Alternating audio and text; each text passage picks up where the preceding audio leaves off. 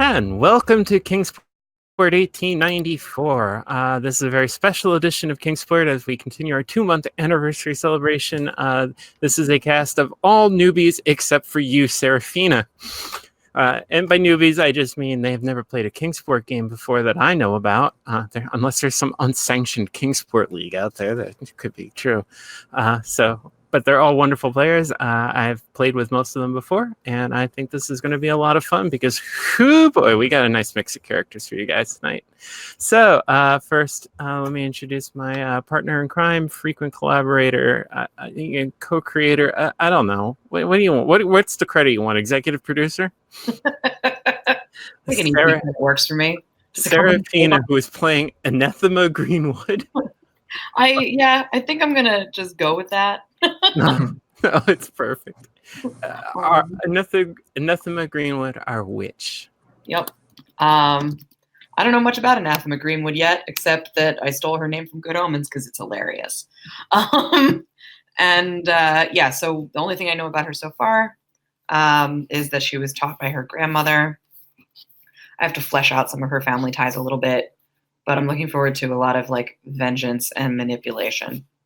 Also she, her, and Anathema is also she, her.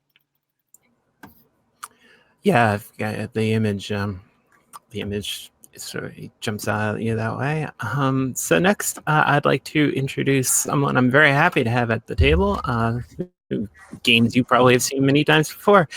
Rich Rogers, who's playing Herman Cheltenham, our mortal. Yes, I think you said all the things I was going to say. So hello. Herman mostly wears a shirt. I understand that's important in Kingsport. He's immortal from the upper class, with sad eyes. He's quite beautiful, and he's just looking to serve his true love. We don't know who that is yet. There are many good options, by which I mean they're all bad options. So this will be great. Why don't we go next to Vincent, who's playing Patrick Kelly, our ghoul. Yes. So Patrick Kelly is the son of Irish immigrants.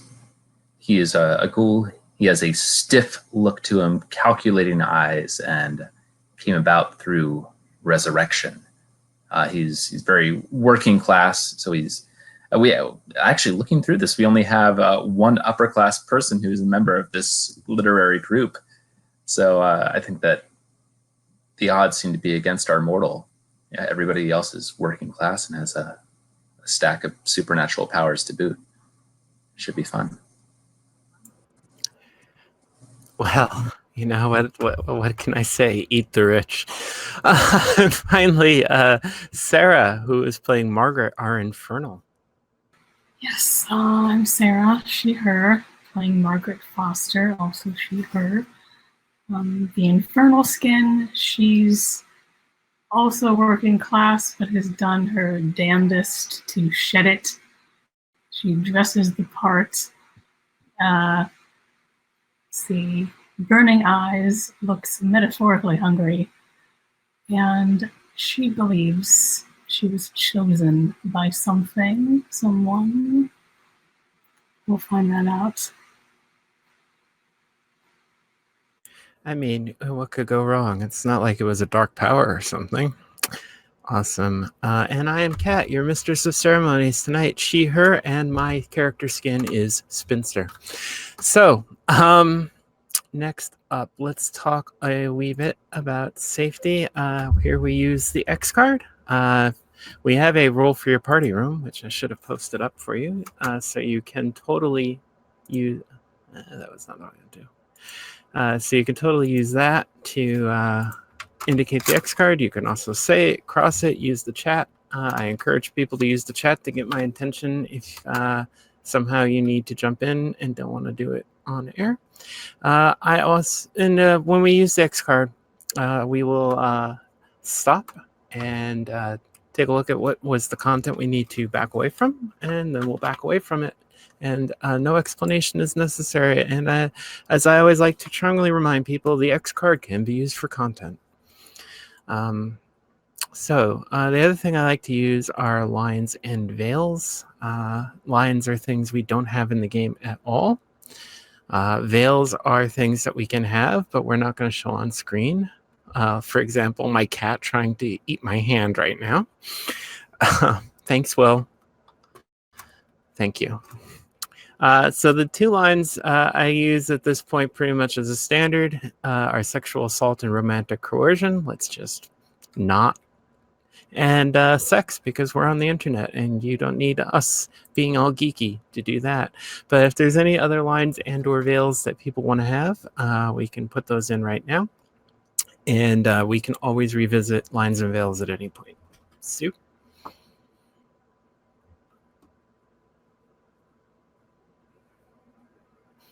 Okay then. So now we get to do the fun stuff. We can start talking about people's backstories. Okay.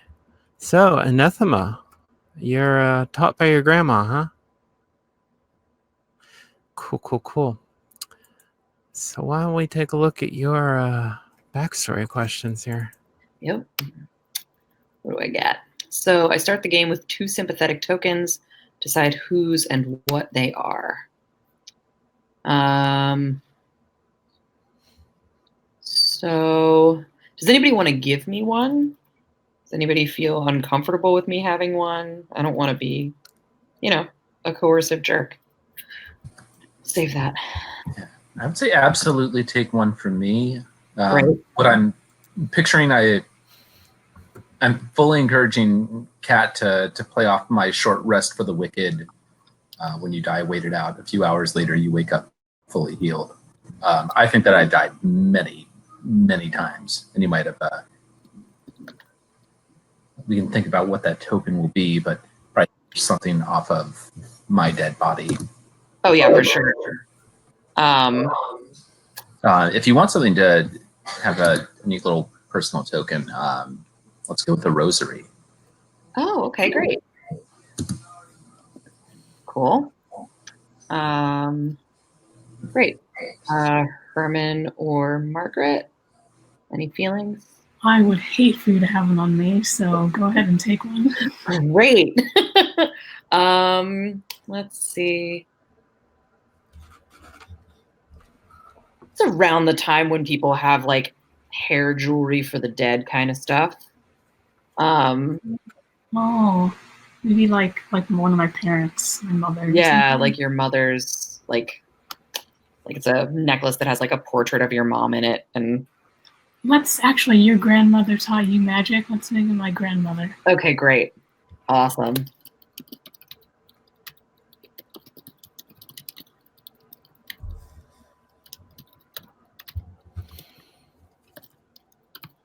Great. And then my other thing is one of the others caught you rummaging through their friend's stuff but hasn't said anything. They gain a string on you. I'm going to give that to Herman. Thank you. Yeah, so I think you caught me looking through, I don't know, what friend? Is it one of the people that we know here, or is it an NPC? The rest of them are from working class. I'm not sure how much stuff they have. Perhaps Right. it should be someone not here. Someone not here. So let's say it's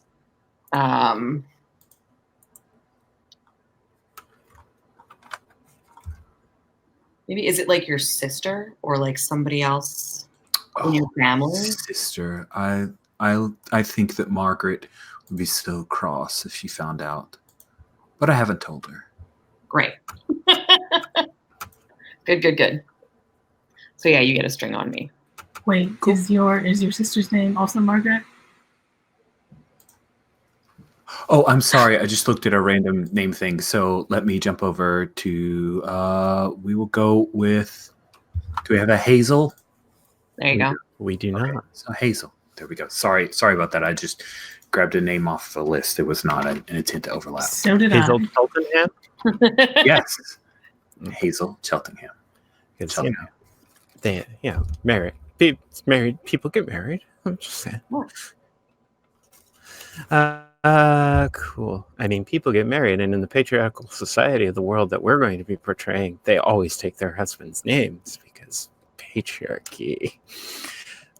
Okay, cool. So we knocked that out. So we can't go to Rich because you must go last.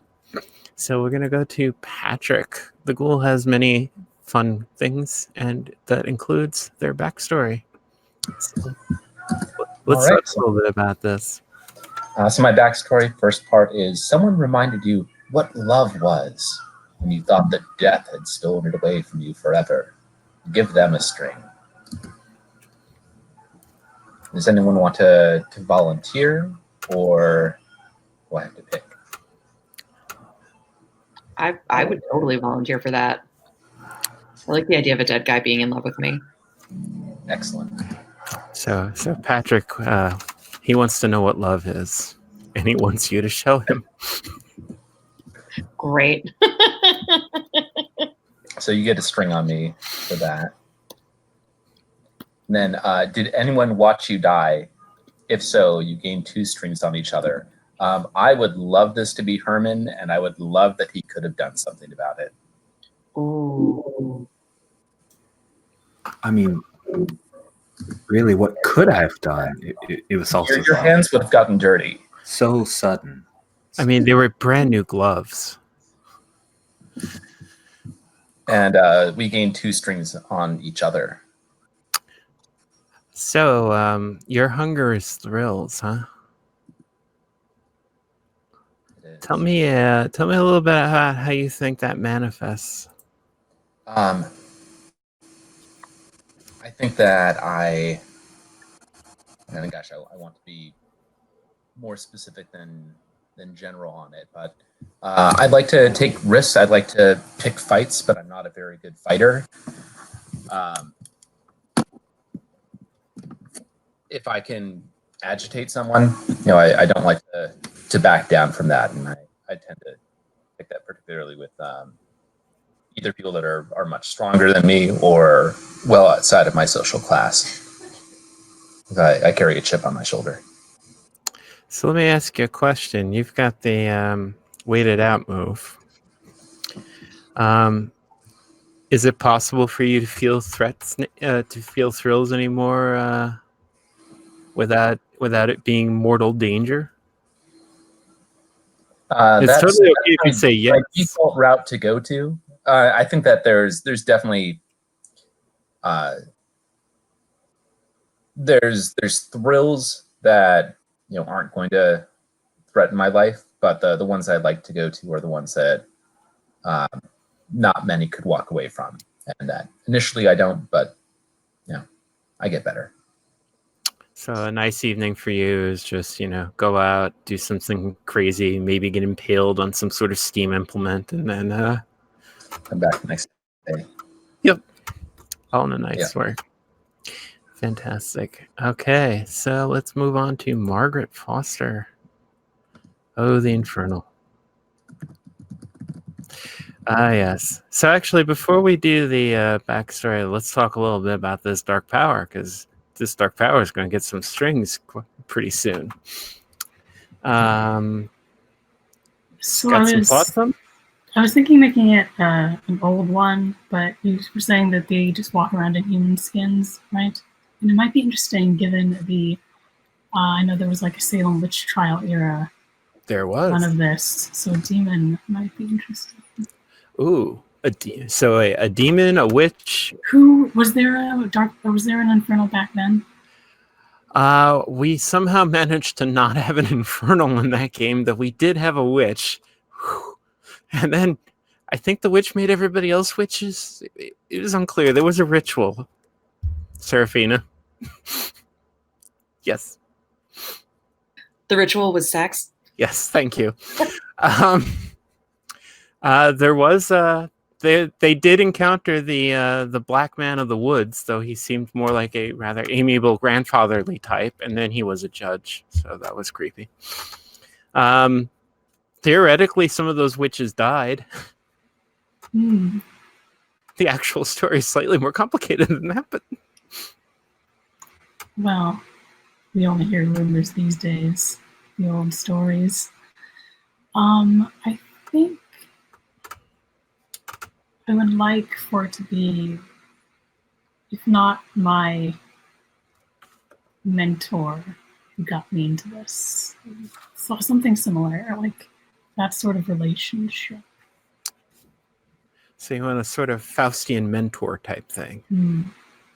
Because Margaret believes she was chosen, and it wouldn't do to be chosen by a man who lives in the woods. This is cool. By the way, Wilbert Watley is running around doing his thing right about now. Dark power. So, a strange old man who lives in the woods. Excellent.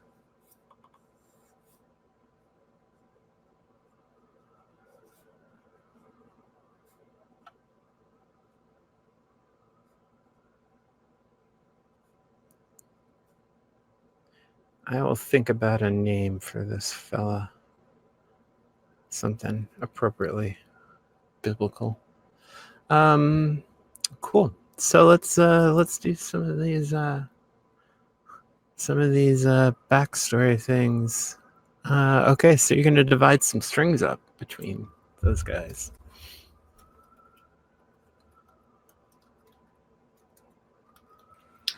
Well, I'd owe him quite a bit, given what he's already done. Let's give him 2.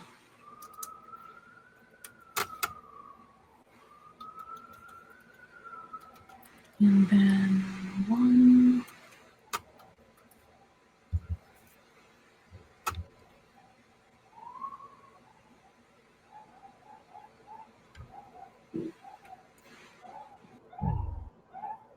Oh no, we just lost Serafina. I'm not Serafina, we lost Sarah. Here she is. Oops. I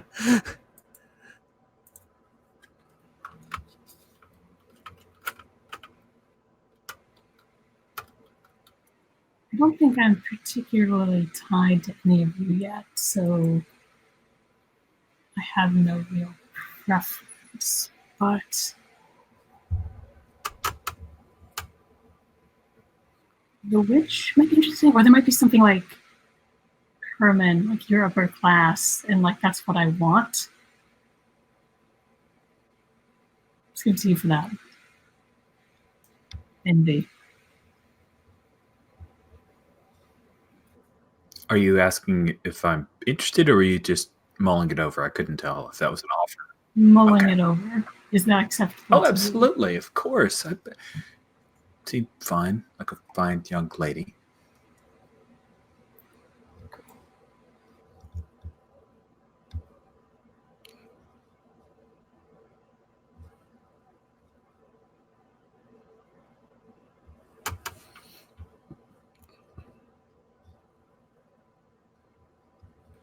Are we doing all of them right now, or just the first? I'm sorry. Are we doing all our backstory stuff? Yeah, right now, or just the first? Okay. We'll do both of them. And the other one is someone thinks they can save you. Gain a string on them.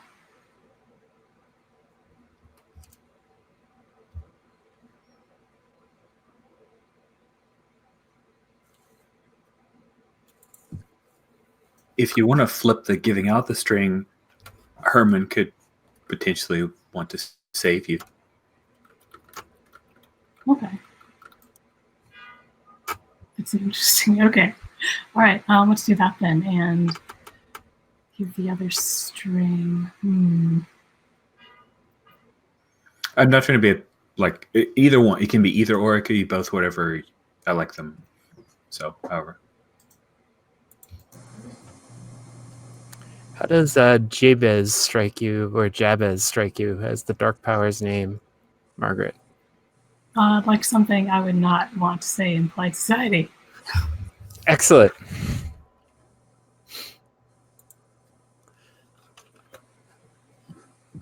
Dark Power would like a string, but you don't have to give it one. But it's gonna. Oh no, I gave it. Oh, okay, 2. excellent. Let's give him 3. Okay. That's cool. All right. So I think that's all your stuff, right? Cool. So, Rich, question of the hour. I know.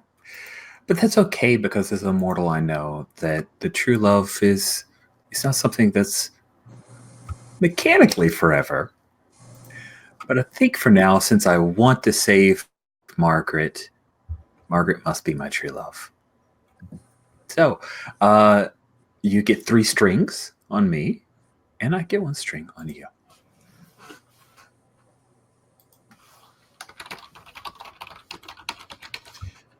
I love how that's your only backstory question. That's it. It's all. I mean, what else matters? So Rich, Well- I took the move under pressure. If someone has 3 or more strings on you, I get a +1 to my rolls to carry out their bidding. So you were very close. Keep that in mind. Awesome. And I'm actually, if it's okay, based off of all that we've done, I'm going to swap down the rabbit hole. I don't know. No, I'm not. Like, I kind of want to get entrenched, but I will hold off and get that later. There's so many good moves in the Mortal Oh, you? Yeah. list. Down the rabbit hole is just an XP magnet move. Yeah, so I'll use that and hopefully get entrenched soon. I won't have 5. It's like, oh, it's so cool. I love if you have a combined total of 5 or more, which means I'd have a +1 automatically for a while, for a long while with Margaret. But that's okay. Love, true love. Alrighty. Cool. So I think that is good. I know a little bit about some stuff here, namely about dark powers, hungers, etc. All right, cool. So, in lieu of a standard homeroom arrangement, I have made a tab called the McBride Room at Watkins House, which is a not sinister at all, very comfortable, book-lined dim room. With very comfortable leather chairs and reading desks and lamps. And the upper floor is a balcony that has just bookcases everywhere. And there's a little spiral staircase in one corner, as you can see, that leads up there, and of course a bar. It's my opinion that most of the characters are maybe a little bit older than we normally do Monsterhearts. So instead of like 16, 17, we're looking more like 18, 19, maybe even as old as 20. And yeah, so you're all a little bit established, but not quite yet. So one of the things I'm going to want to find out is a little bit about the character I'm going to call the Proctor, who is the person who is nominally in charge of this thing. So, but I think maybe we want to talk about the other people, and from there reason our way back to just what kind of a person would invite all of them into this sort of a room. So it feels to me that Herman is probably the most popular person in the class, right? Perhaps. It's the modesty. It's just the modesty that is. So, okay. So Herman, why don't you tell me where you sit in the McBride Room? Well, I cannot sit near the bar because only a lush would do that. Of course. And the spiral staircase seems dangerous. I believe. Oh, where is it that most people? What is the most comfortable and well used seat? The one where people seem to want to sit. It would probably be the row not next to the windows, but opposite them. And yes, those little blue lines are meant to be windows. Ah. So then, say I8, this one. Yeah. there. I'll take that one.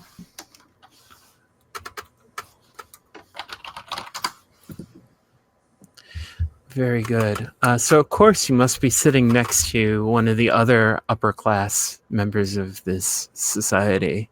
Who are they? Check our NPC roster. We just have a couple, and I don't want to sit near either of them.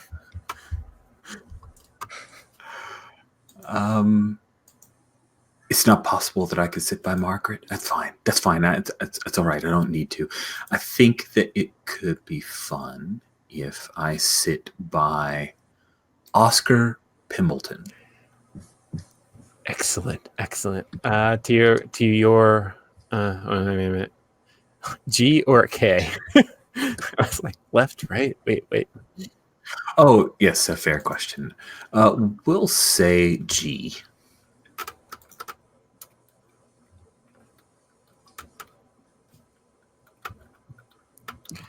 And how do you get along with Oscar Pimbleton?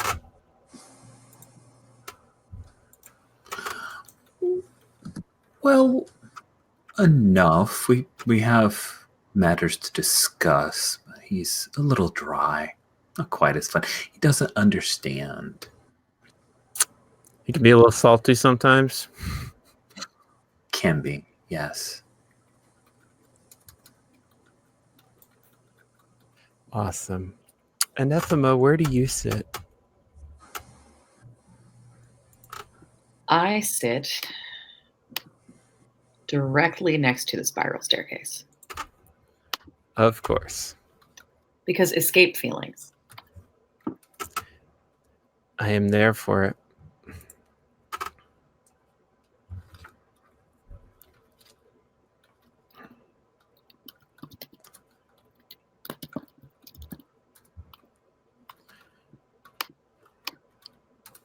So, how did Oscar Pimbleton snub you one time? I think that my family's working class, and we own a shop, or we run a shop that sells all sorts of finery. So it's like she's near all of this fine stuff, but doesn't get to use any of it.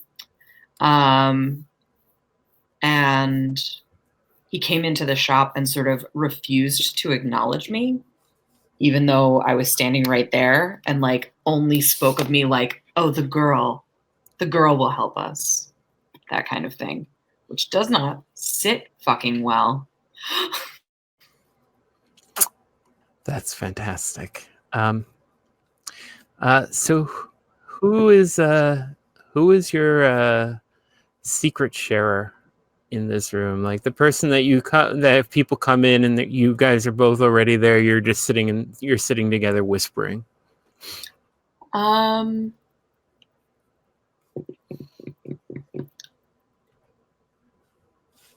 Olivia Fairchild.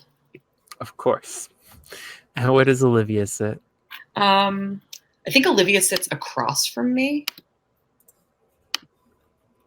Like we don't sit next to each other because we get too distracted.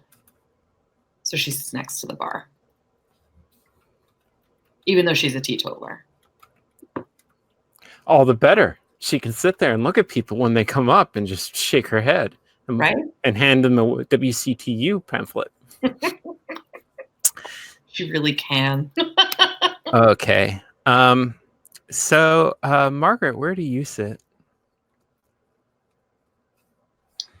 I sit directly across from Herman, which is even better than sitting next to him.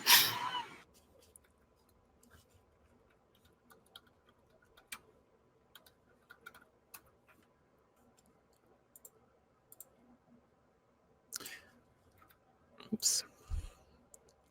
Excellent. Cool.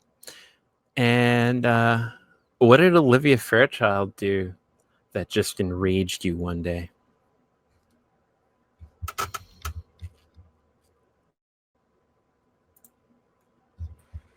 What is her social class? What's your social class? The Fairchilds are well-to-do. I think I come in my nice clothes, but I'm not coming from like cobbled streets or anything like that. So I pick up mud on like my shoes, the bottom of my dress, and she pointed it out like a couple times, and it's a reminder. Oh, so mean. And that like no matter how hard I try. Oh, that's so mean. That's so mean.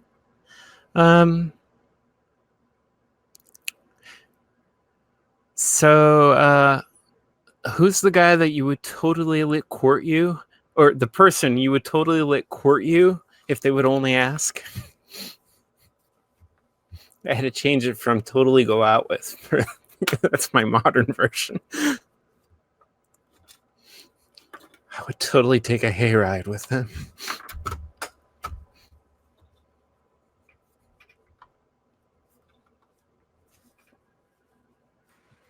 Henry.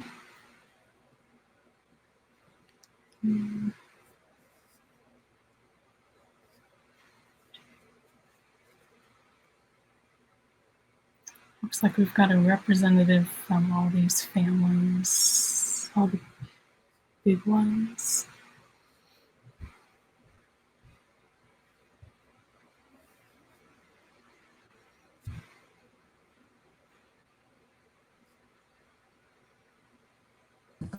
Oh, let's make it terrible. Mr. Pembleton. Oscar Pembleton? Yep. Ooh. Let me just...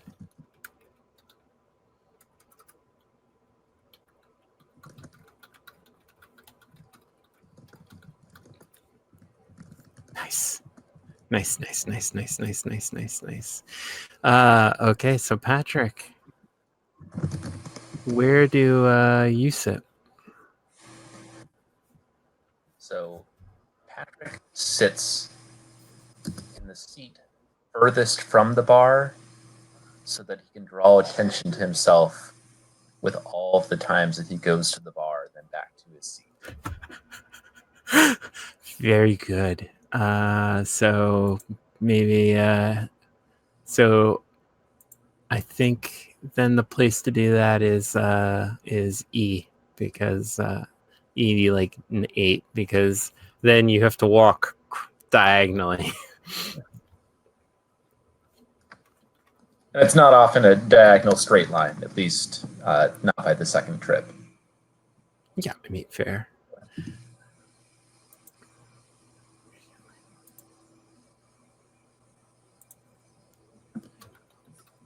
There we go. Very, very good.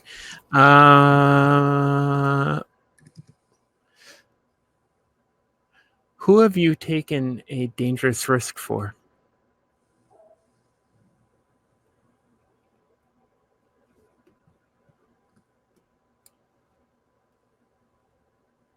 And where do they sit? I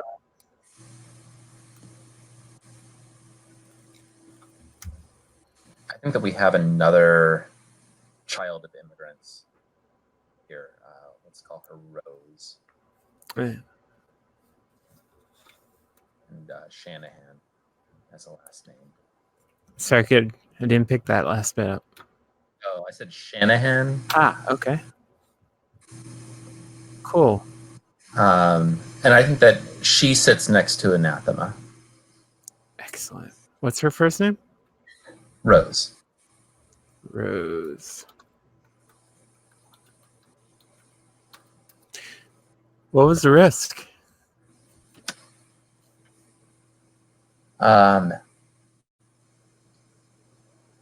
think that she wasn't initially made to feel welcome, and I stood up and defended her honor, and got myself killed yet again. It seems to be my want. Fantastic. Yeah, I think that she may have had an altercation with Miss Fairchild. That escalated between as a bit of a conflict between the classes. Sounds like Olivia's the black unicorn of that family there, Serafina. So Anathema, how do you like Rose? I think I like Rose fine, mostly because she doesn't talk much to me. Yeah. She bites a cautious tongue. Who did you catch her making out with? Ooh. And where do they sit? I love secrets. Yeah, I know you do. Secrets are great. You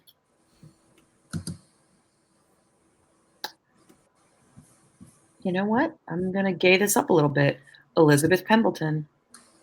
Oh, we've got two Pembletons. Yeah, and she sits across from her brother. Yeah. Are they brother? Are they cousins? Or I think siblings is great. or if the Pembletons are slightly older, they could be married. They could be married. Yeah, no, I like that better. Mm-hmm. I love secrets and I love gaying it up.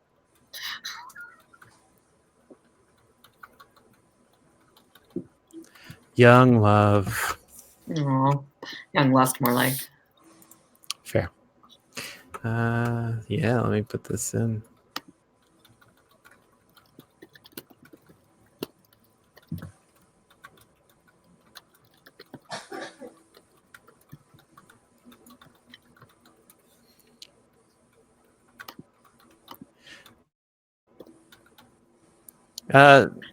Rose is like same class as Patrick?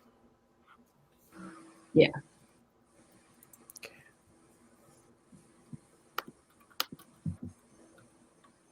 Oh, I didn't mean to steal your crush away from you. Do you want me to make them not married? No, that is totally fine. I forgot about the That's crush. why he hasn't asked. That makes sense. As long as you're cool with it. I seriously didn't mean to step on your toes. Okay, great. Okay, cool.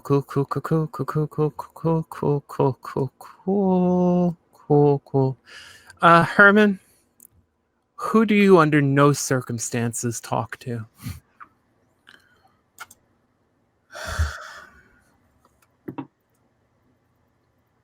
Josephine. She's a sponsor. I like that. Let's Her father is someone my father prosecuted. It's a criminal. So she's the child of one of the sponsors? No, I think they just found her on the street or something. It's very it's very I see what you mean. Okay, cool. Where does she sit?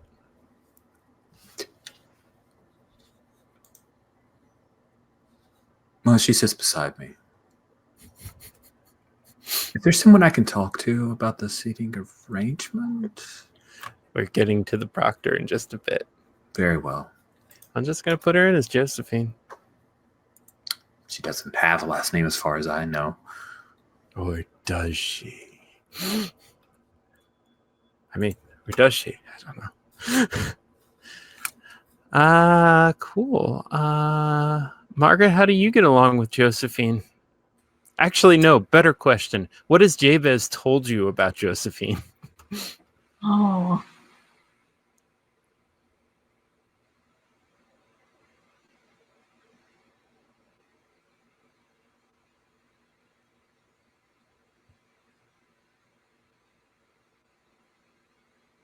That she's been seen in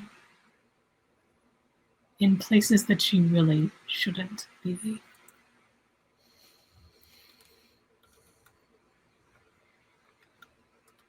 I think like places where even she's lower class, like places even the lower class women don't go.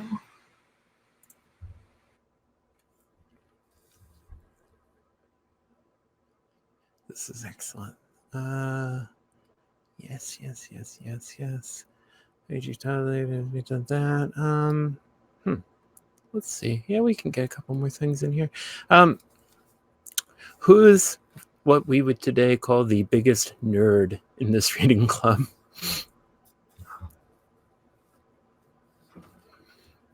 The one who does the reading, actually reads other books.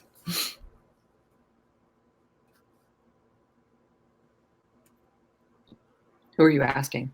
I'm asking Margaret that.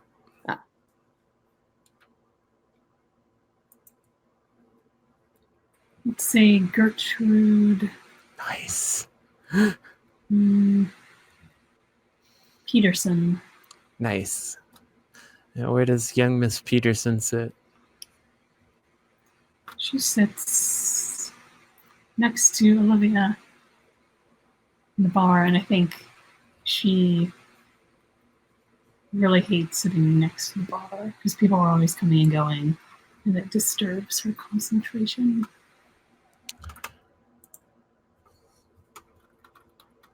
Gertrude Peterson. Nerd. Do you like her?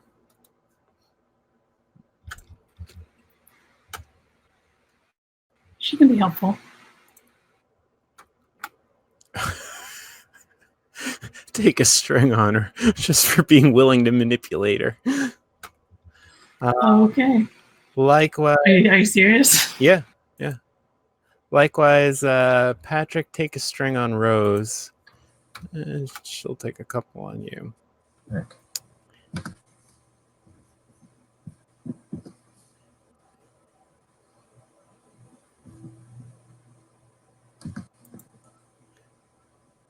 Yep. So, I think I just need to get back to Patrick.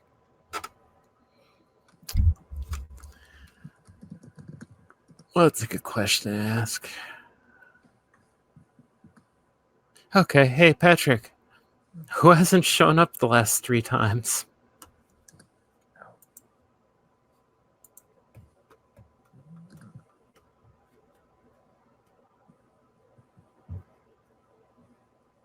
Just trying to piece together a name.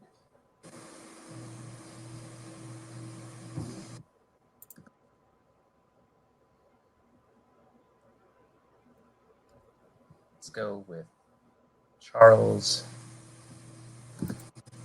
Kenworthy. Charles Penworthy? Mm-hmm. Where did he sit? Sits. We'll sit. That's that. Next to me.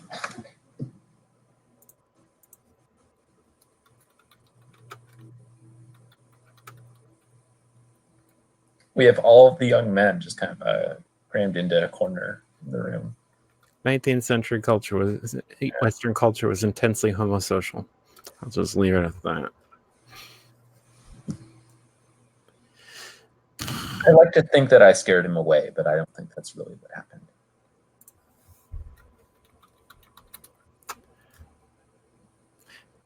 Cool. Okay, so I'm going to toss a question out to the group, and anyone can answer it. Why do you think the that last chair in the corner has never been filled? This is rather amusing. They say that the chair is reserved for someone who's no longer with us. It's quite.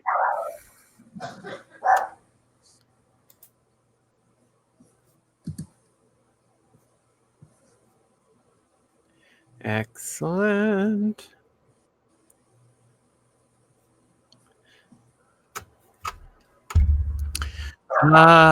Another question for everybody. Anyone can answer. Who's the best dancer?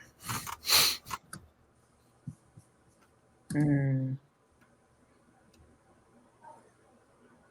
mean among the NPCs, correct? I would say for this one, it could even be a player character. Herman. It's true.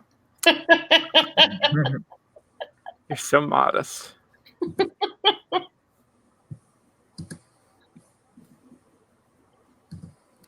A follow-up question. Who's the best musician?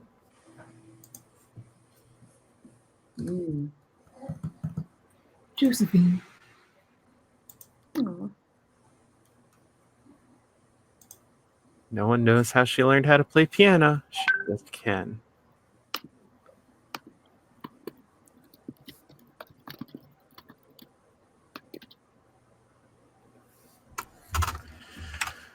Okay, so let's talk about the proctor. I only know one thing about the proctor right now. They are older than you. I do not even know how much older. So let's find that out. Why don't we just go around and put one detail down about the proctor? Or actually, let's first kick around a couple general ideas. So, how old is the proctor? 30? Okay. Is it 30 by appearance? Or 30? Yeah. 30 by appearance. Welcome to Kingsport. Would you like salt in your coffee, sir? Yo.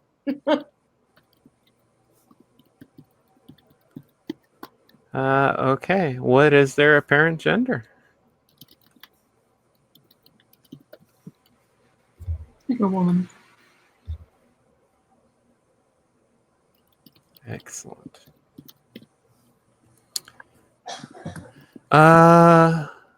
Okay. Now I think we can get some details. So, how does she dress? I think like really ostentatiously. Like nobody really knows where her fashion comes from.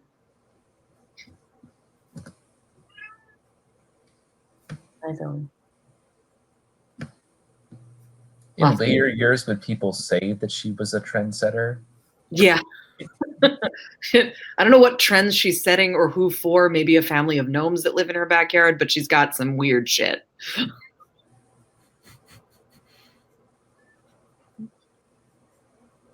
Such anti-gnome prejudice.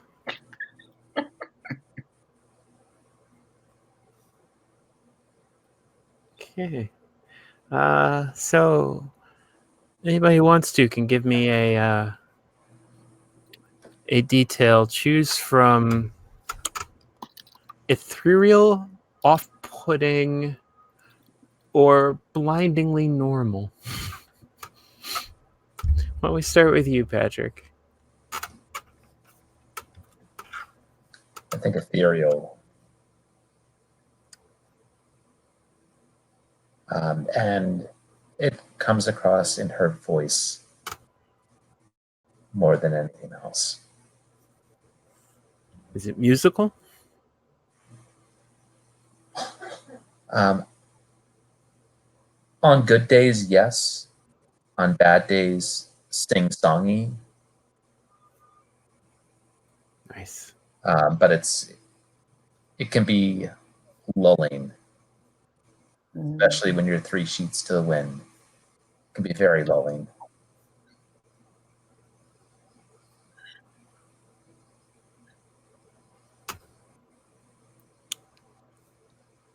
Margaret, same options.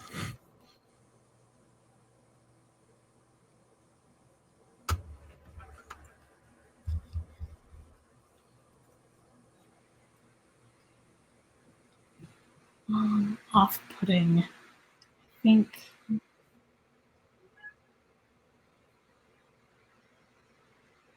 she has this habit of like taking off her shoes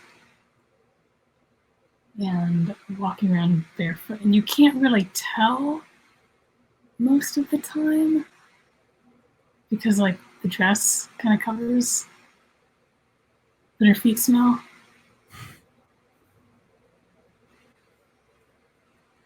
And she has like very long toes. Excellent. Okay. Herman, same choices.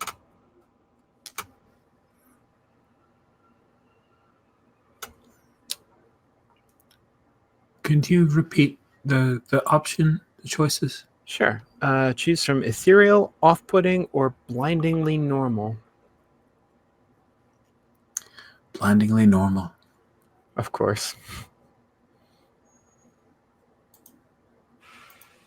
She has ink stains on her fingers. I've seen some dirt in the cuticles. It's disgusting, really.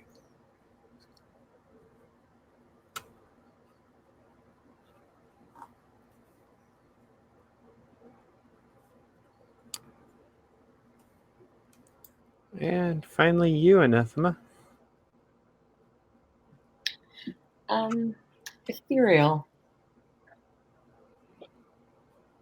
I think that Anathema feels like kinship with her.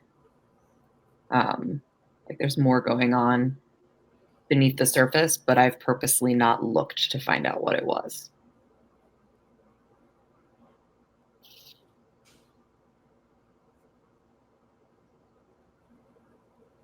Oh, look, a cat.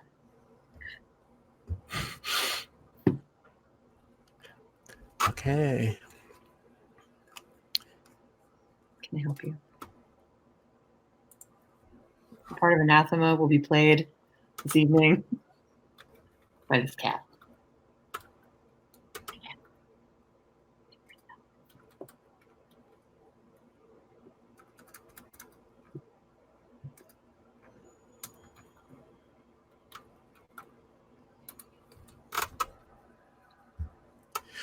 Very good. Okay. And I have contributed my detail, which is the proctor's name is Camille Leroy or Leroy, depending on whether or not you had a governess who taught you French. All right, it's 8:42, so why don't we take a break and come back at 10 of the hour, and we'll get this thing somehow rolling. Okay? All right, see y'all shortly.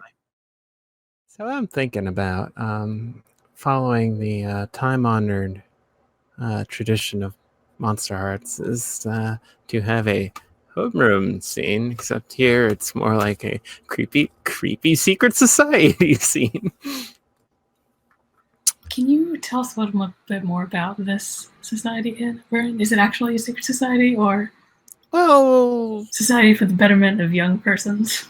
Yeah, it's a society for the betterment of young people at a old colonial mansion that's being restored and hadn't been used for several decades. Totally not creepy. There's zero ghost stories about it, which, if it were true, would make it maybe the only house in Kingsport that is true of. So, yeah, there were ghost stories about this. It was last occupied during the Civil War, and then in the late 1880s, the Fairchilds bought the house and started restoring it. And I'm sorry, no, the Hunters bought the house and started restoring it. And so Miskatonic U has started to do the possibility of an extension program out here in Watkins House. So they have lecturers coming in, and as another adjunct to this, some mysterious benefactors decided it would be a good idea to have a literature club, because these kids today with their absinthe and their double tempo waltzes and they're out doing their own thing, and they're not being the kinds of leaders that America will need to carry her into the new century. And so that's how this started. And they gave you a room that is apparently some kind of library, and it's well appointed, and you do in fact read books. I would imagine some of them are classics, some of them maybe literature and translation. Certainly, there's some of the American canon by this point. Like, you think about it. You can get that fresh Henry James right off the printing presses, pirated straight from the United Kingdom. America. We were the China of the 19th century. We stole IP right and left. But now the Jitsi feed's going to cut out. Okay.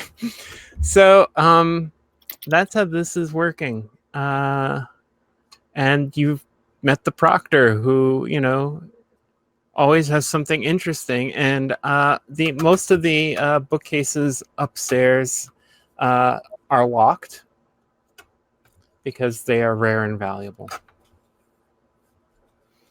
So if you guys are conversant in 19th century literature and want to come up with a favorite book, you can. If you're not, you can totally not do that because maybe you were assigned a book to read and you didn't read it. Yeah, Bierce is good. Ambrose Bierce, Scarlet Letter. Yeah. Oh yeah. Yeah. No, there's a whole Hawthorne reading course. You have to read Hawthorne. It's New England. Those are the rules. It's the rules, man. Just for kicks, I think Miss Leroy is a fan of a certain obscure New York author, Herman something. Into it. And I love me some Melville. Absolutely. And I was just about to have said that Patrick claims that he's very into Moby Dick, but of course he has not read it yet. Nice. Has a copy with him that he progressively moves his bookmark further along in it. Moby Dick in the 1890s was basically a forgotten novel. It's kind of awesome. Its reputation doesn't get rehabilitated into the 1920s, and that was of course my persona as Cat, Herman Melville nerd.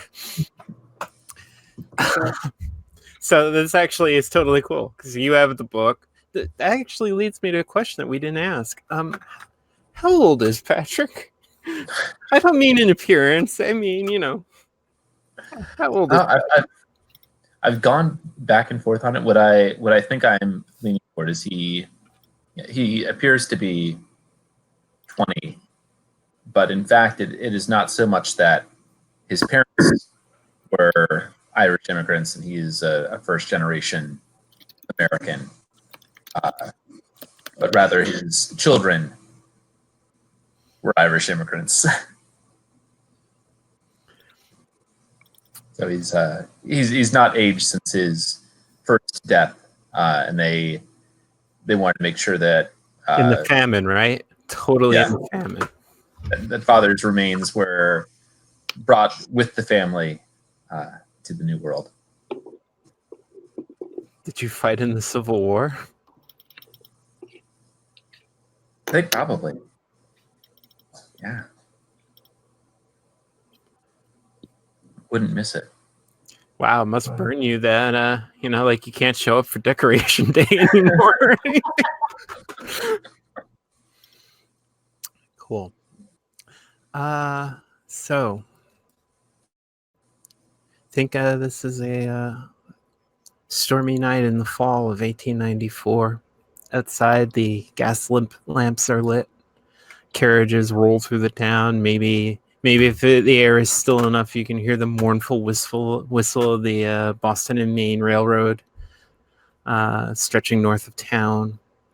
And you guys have all been invited to another meeting at the McBride Room, which when you get there, of course, is warm, maybe even a little stuffy. Got that nice kind of, and I guess it's not a homey feel, but there's a certain comforting smell of, old leather and books and, a bar that's got, a decanter already laid out.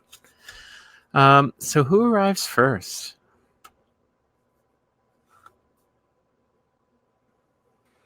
Maybe me. Okay. Fairly certain I show up. So what was that? Sorry, I'll just go right ahead, Margaret. I'm getting in late rather than before anyone else. Excellent. So who's there ahead of you, Margaret? Oh, Gertrude. Of course. Yeah, she's sitting there. She's reading some horrible French novel. Maybe she's reading some incredibly obscure French novel, and she looks up at you like, Margaret, I'm so happy to see you. Good evening.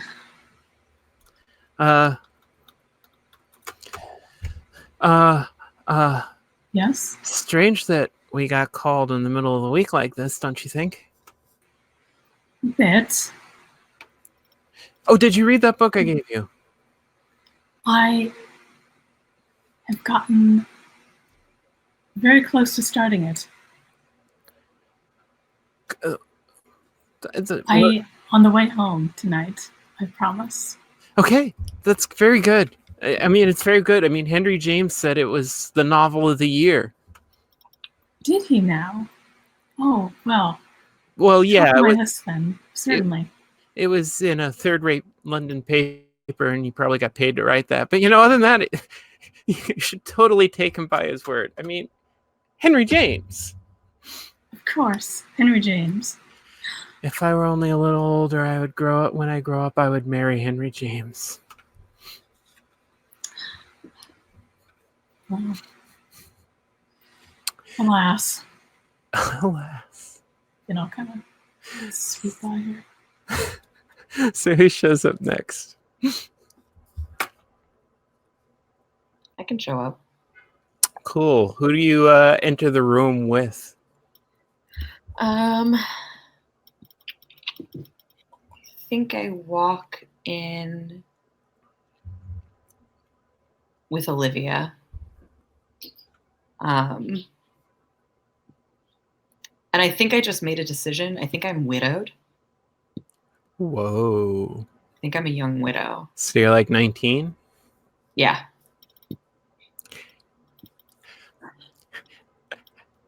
Accidental death? Yep. I mean, as far as anybody else knows. According to the inquest, and that's all that counts. Right. Yeah, so I think I walk in and I'm still in full mourning. But I'm, talking quietly with Olivia, and we both have like our copy of the book. And mine is like, there's a bunch of like bits of paper sticking out of it. Like it's clearly like been read multiple times. Which book is this? I think Arabur is just what Gertrude's reading because she's a nerd. Oh, okay. I think it's Moby Dick. I'll go with that. That is everybody in this class and nobody anywhere else. Yeah. Well, there is the local town legend that he stole some of the ideas from the fated journey of the Tethys. Makes sense. That's just a rumor. So Olivia and you walk in and she's like, Anathema, I cannot wait until your mourning is finally over, and then we can finally invite you to a ball up at the Fairchild House.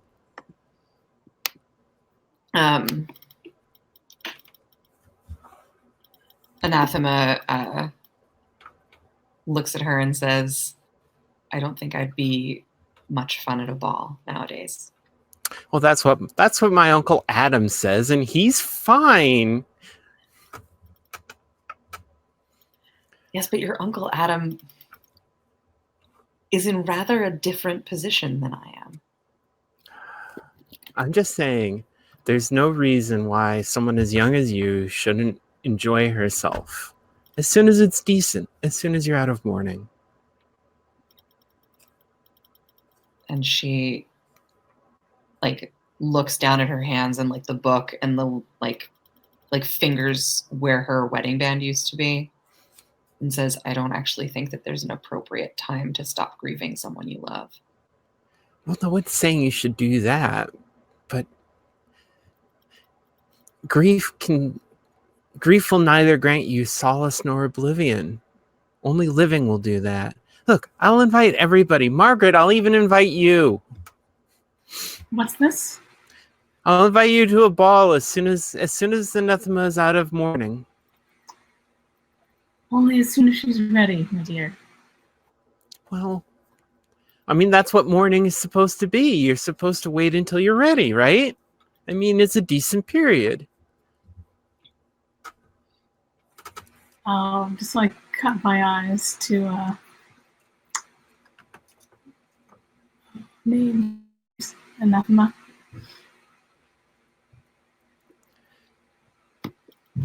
Well, I waited my year after Pater died, and then I went out and I went to balls. That's all I have to say.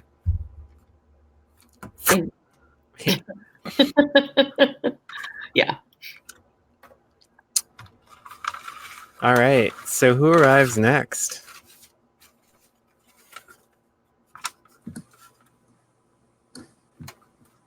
I suppose I can.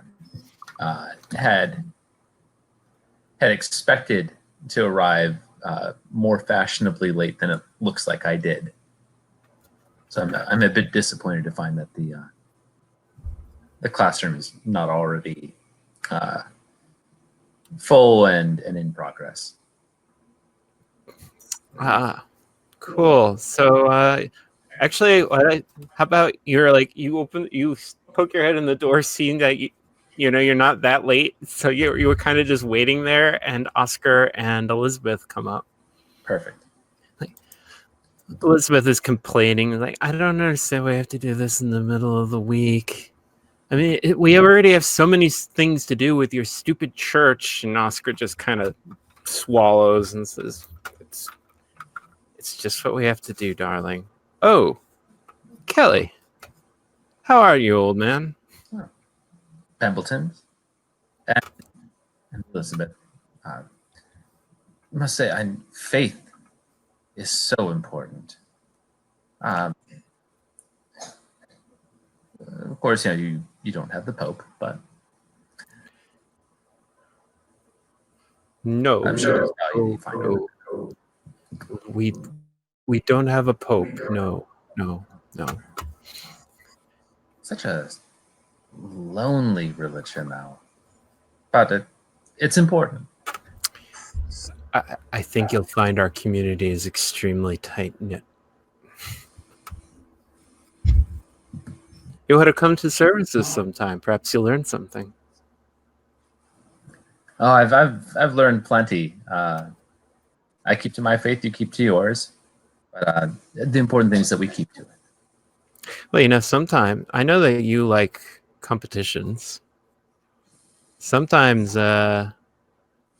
we do swimming late in the fall off the head, and it's said that some of the younger ones like to occasionally try and dive off the head itself. Of course, you'd most likely bash your brains out on the rocks. Well, I may have underestimated your Protestant activities. I might have to take you up on the offer. Our faith is a strange confession. Sometimes it is true. Come, let me get you a drink, old man. I thought you'd never ask. So is anyone at the bar when Patrick comes in with Oscar and Elizabeth? I might have drifted over.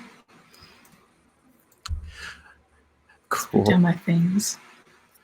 I think Oscar, Miss Foster, and Elizabeth shoots you a dagger look. Oh, excellent. You can make my drink. It would be my pleasure. You take it neat, right? Of course. I myself like a little water.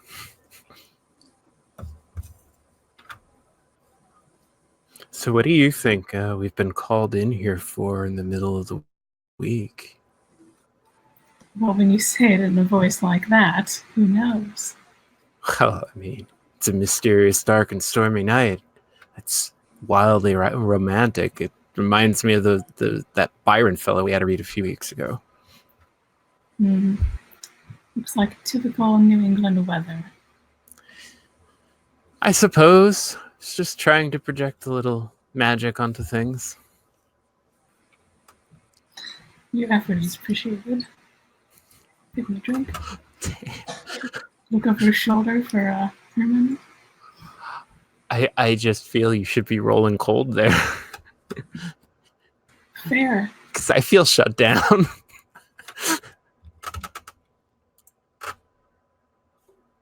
Poor Oscar. He's just trying to be nice.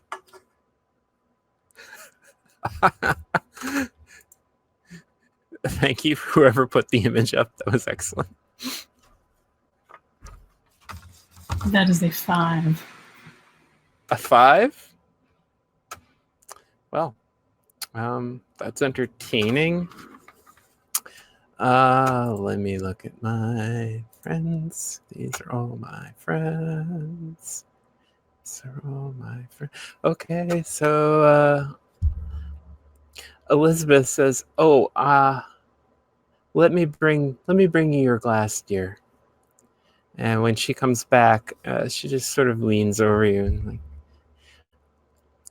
I know that Oscar can't help but be charming to everyone, but you shouldn't lead him on. It's not a good look for you. My dear, he's married. I think we've read enough literature in this club to know that that may or may not have anything to do with anything else. If you're so insecure in his affections, perhaps you should be speaking with him, not myself. Oh, no, dearest, you misunderstand me. I was merely warning you. Oscar is not an easy person to handle.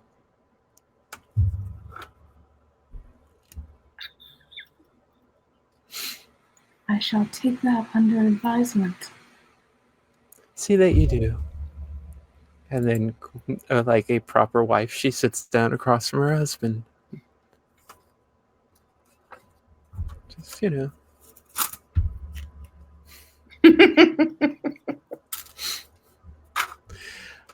All right, so I guess Herman, you arrived the most fashionably of late.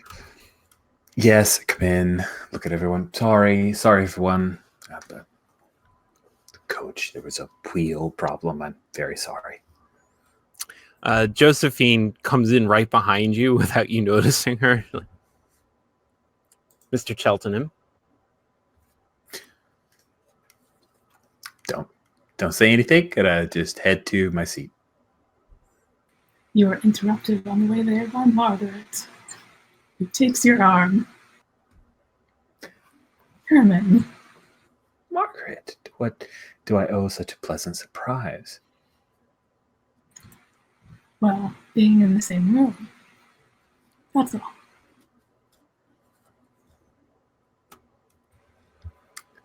You look very How nice. was the journey? It was. The wheel broke my carriage and took forever for it to be fixed, and I'm late, and I do not like to be late, and I so look forward to having a chance to speak with you, and so I guess I got my wish.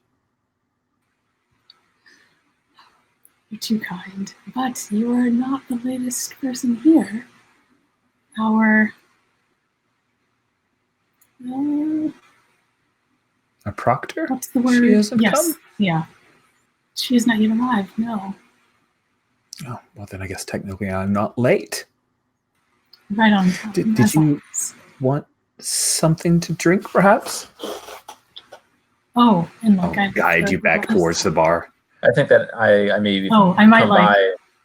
by. Sorry. With the comments of the proctor not being there, I think I come by, hand drinks to both of you, and say, and Charles hasn't made an appearance yet today either, and take my seat. And I don't accept because I already have a drink in my hand. I wouldn't have offered. So sorry, I would have Come back seen over, the drink. and I take your drink from your hand and No, I would have hidden it from you. Okay. No, I think the one that I had offered you that you refused. I mean, just drink.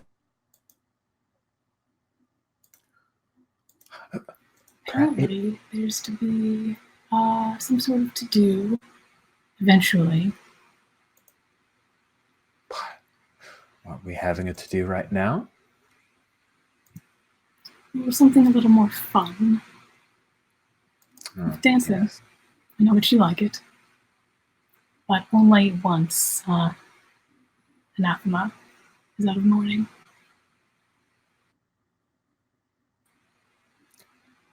Well, any dance that I could have with you is worth the trouble of coming. Such a late hour.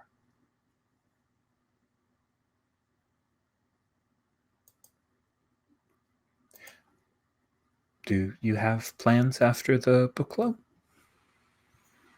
No, we shall end quite late, I think. And I shall have to be getting home. I understand. Well, if you need a ride, I would hate for you to be in any danger traveling home at a late hour.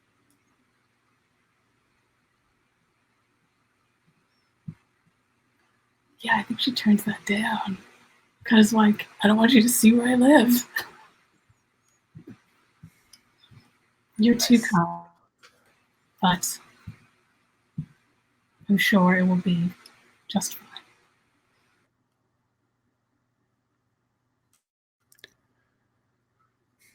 He's obviously a little crestfallen. Do you want me to roll to shut you down? Yeah, I think you did. You literally shut him down, so. Just a question, Rich. Were you trying to also go for turn someone on? I guess the 1890s version, maybe. I wasn't sure if that was your intent. So, do we want to do that, or do we just want to do the shut? We'll roll forward. I'll try to be more clear about Okay. it going forward. That works fine. Hey, no, that's fine. part of my job. I will probably fail.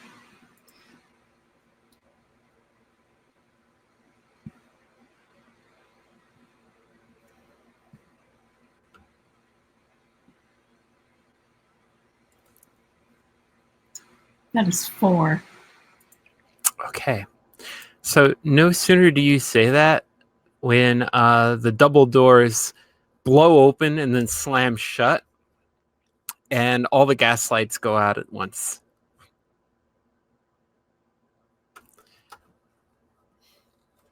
And since she's not wearing shoes, no one hears Camille pad into the room until she lights a candle.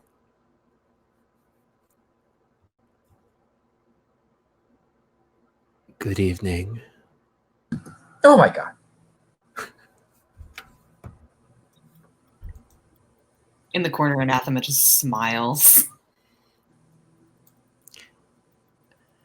I'm ever so happy that all of you could come tonight on such short notice and at such a late hour. I do trust that it was not too much of an inconvenience.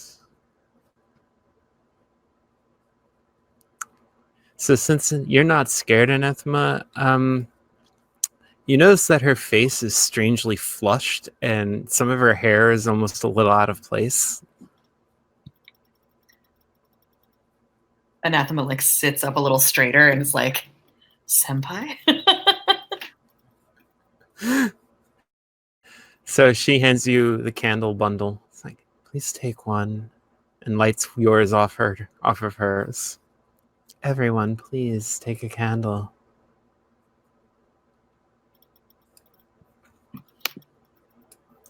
I'll take a candle.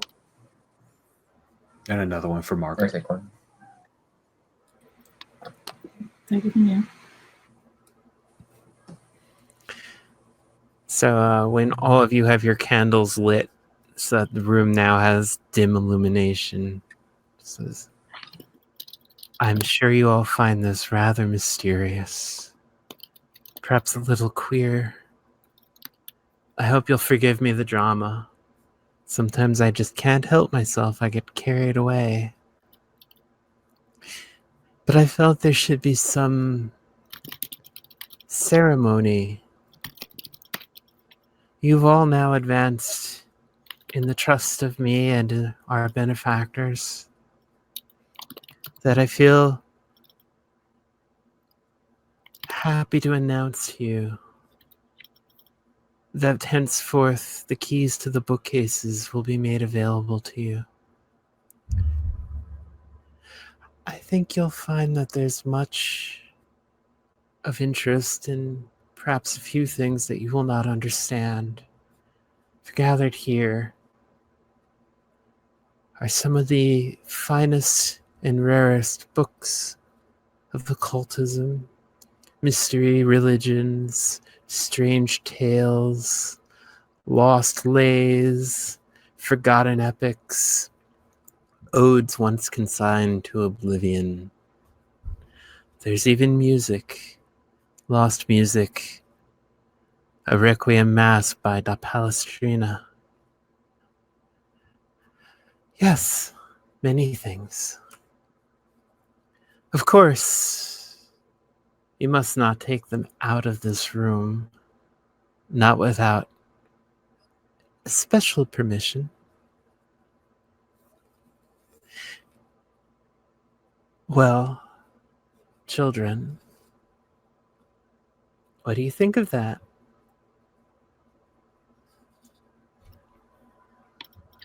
This might be the first time anyone in the room has seen Anathema smile this much since her husband died. She doesn't say anything. She just is like beaming out of the corner of the room.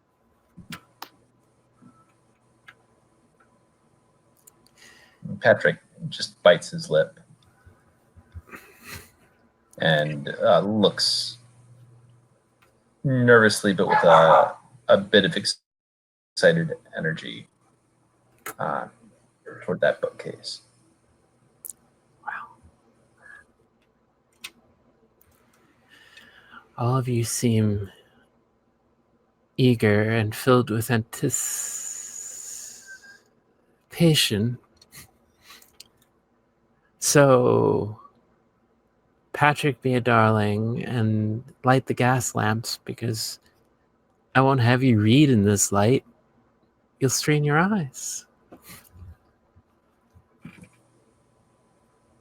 And I take my lit candle, go and light the lamps one by one until the room is basked in the warm gaslight. Miss Greenwood, would you care to join me in a drink? Of course. She still has her candle, by the way. Because of course. So you and her walk over to the bar, at which point she takes out the slotted spoon, ice cube, pitcher of water, and the bottle of absinthe. Have you ever had absinthe? No, ma'am. You, I think, would appreciate it most of all. Why me in particular?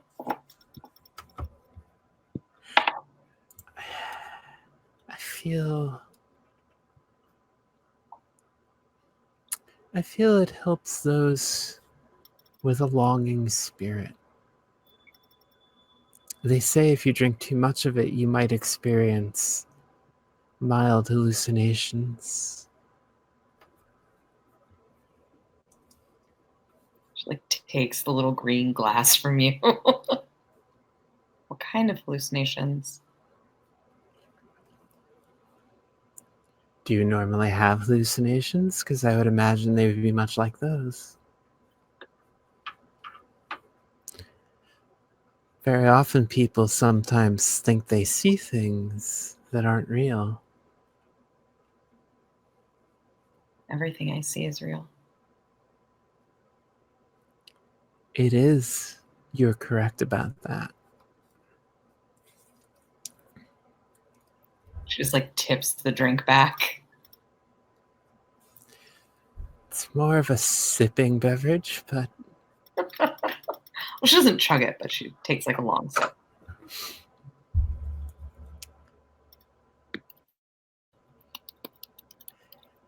Anathema. May I call you Anathema? Of course. It's such a peculiar name. Well, it's a family name. What an interesting family you must have. That's the legend. Your people are from Dunwich, aren't they? Originally, but we're Kingsporters now.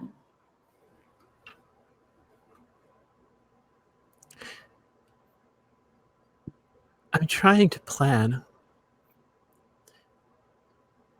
a little evening. A petite soirée, as they say, in Paris. Have you ever been to Paris? No.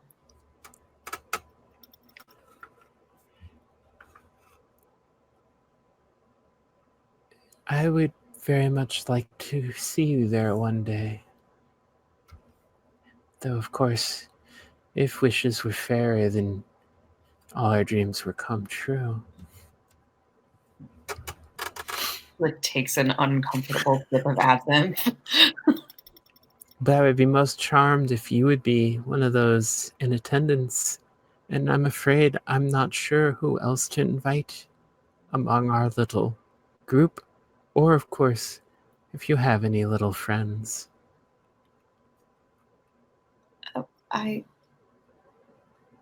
Yes, I have friends that I could invite. What kind of party is it? Oh, well, it'll It's just in the be, morning. I'm not supposed to. not tonight. It'll just be a little gathering, some music, some food, some talk. I have already invited Josephine so that she may play for us.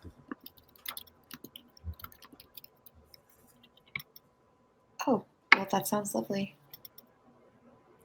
Good. Expect an invitation then. And if you have any recommendations about who else we might invite, please don't hesitate to look me up. I won't. Good. Okay, so what are other people doing? I've been creepy enough at Serafina for... Watching this conversation. Interesting. Actually, I have a question for you, Margaret, about you and Jabez. Do you have to go out into the woods to see him, or can he appear to you?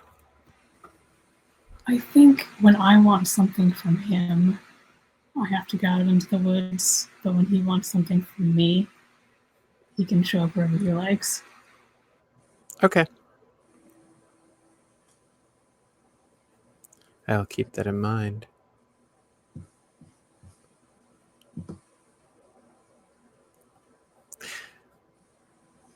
So there is absinthe out for people who want to drink it, I guess. I definitely pour myself another glass and sort of wander back out into the room.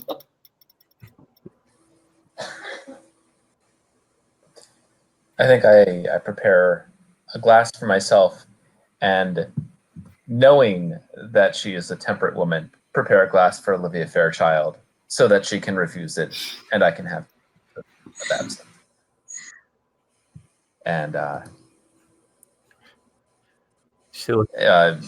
drinking from both. She's looking at you over up a... You know I'm temperate, and you offer me the green fairy? Olivia, every day we gather here, I offer you a drink. And I take a sip from the glass that I had offered her.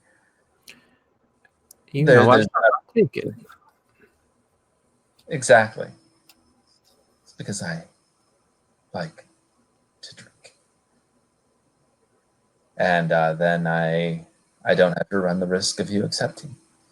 What do you figure is amongst the books?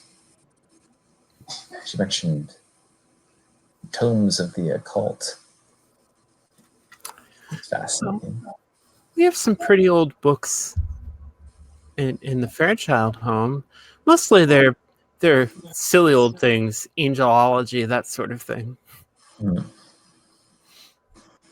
The summoning and banishing of demons and devils. Oh, and angels. Those are the books we have. Anathema, while you're up there, you mind seeing if there's anything to raise or subsume the dead? She glances back down at you with a glass of absinthe in her hand and says, "If you're so interested in the dead, come up here and look for yourself." And I take that invite. I head up. Great. Very good. Herman, Margaret, what are you up to?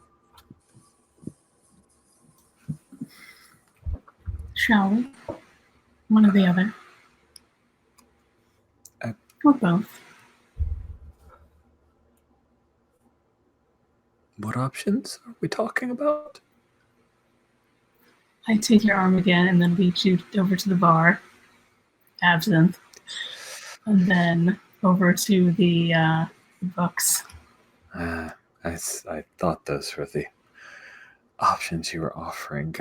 What most interests you?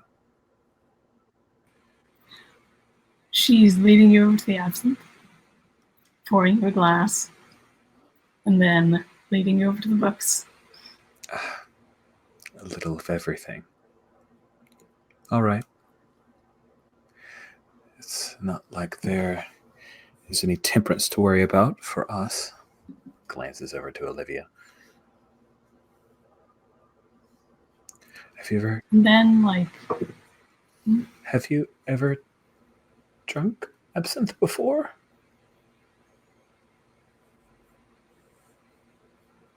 of course, she says, lying.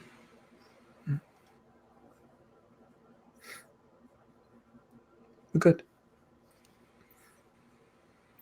And then, my hand kind of drops from your arm, and, I'm looking up these books. And as you come down the ladder, Anathema, it's going up in the place. And I'll hand you down and look at the dead. Patrick, first one I see. Oh, excellent. Well, I figure if these work the way that they ought to, then Anathema might be able to come out of more.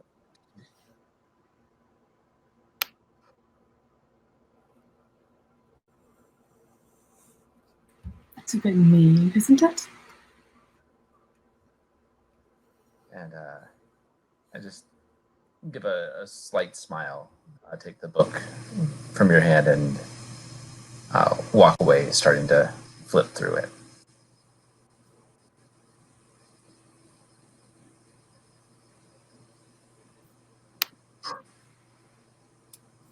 I think I walk up to Patrick.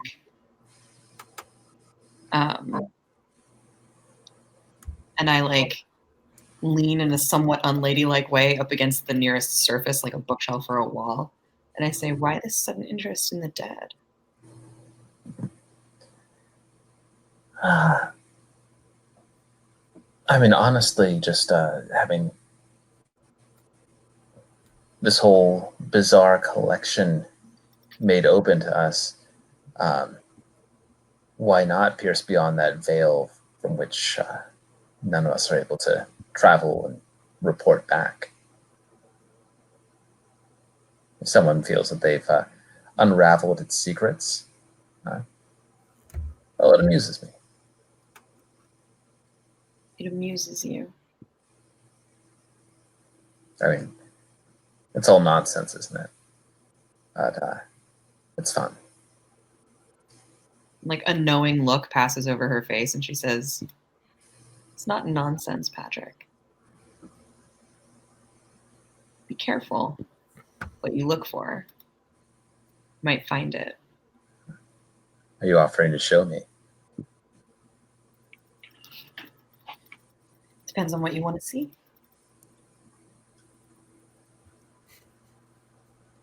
And I open up the book toward you. I say, well, pick a page. Tell me where I should start. She flips the pages like she knows where she's going, because she does. And lands on one about conversing with the beyond. It says, this will probably get you in the least trouble of anything in here. Oh, Don't make them any promises. and which one will get me in the most trouble? What kind of friend would I be if I showed you that?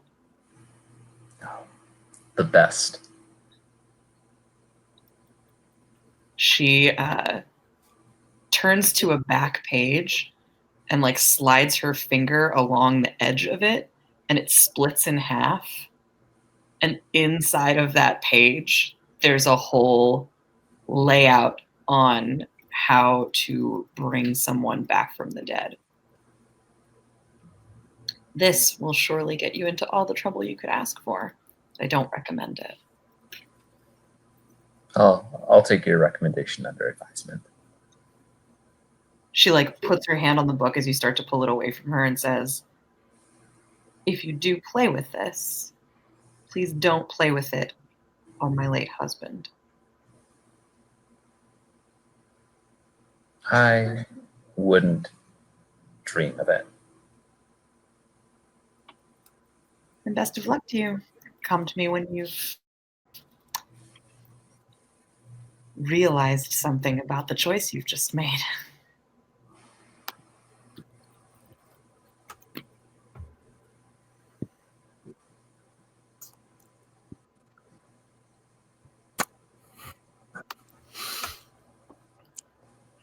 Okay, so I'm shivering in fear, so I'm going to pass the ring. All right. So Patrick has a book of the dead. Do you take a book, Anathema?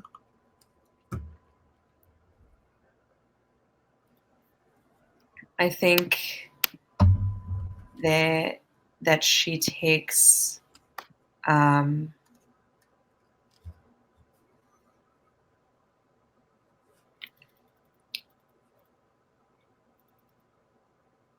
she takes a book about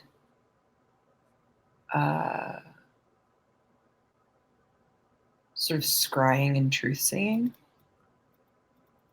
telling the future, seeing the past, that kind of thing. Awesome. And what about Herman and Margaret? I'm going over these books and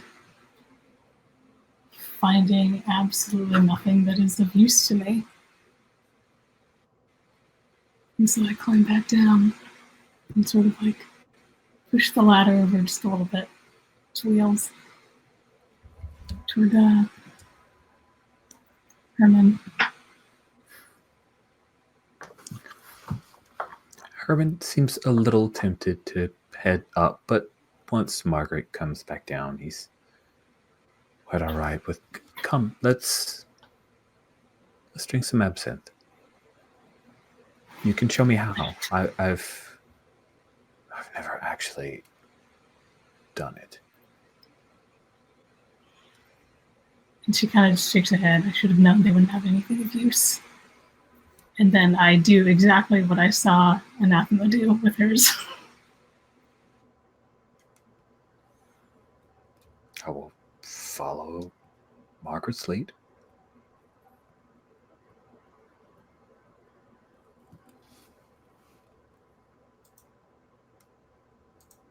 This is such a great opportunity for a gaze into the abyss, but there's nothing left to look for.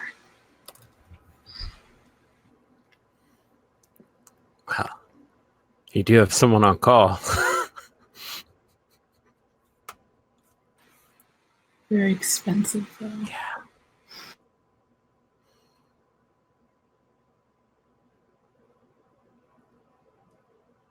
Okay. So eventually, I guess, the staff start closing up the house, and you're expected to leave. Do you take? So you're not going to take Herman up on his offer to take you home? Have you been to my house before? Even in passing? I feel like probably not. Probably not. Yeah, so no, I'll head off. Okay. Do you into walk the with anyone? darkness. There's probably a few of us heading like the same direction. Cool. The don't get coaches, Well, that would be but eventually we all branch off. for sure. Anathema or Patrick could be walking your way, if that makes sense. It's probably all three of us together for the first block or so. Okay. It's a real pea souper tonight. The fog is incredibly heavy.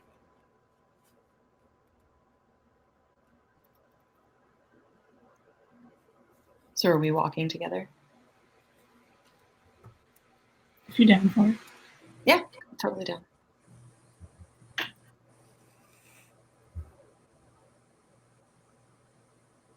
think I have like a lantern or something to see by.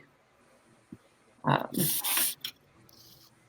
it's not doing much good in this. It's not. It's just making all the fog near us brighter. So what did you find then that piqued your interest there? Oh, just some things about knowing the truth.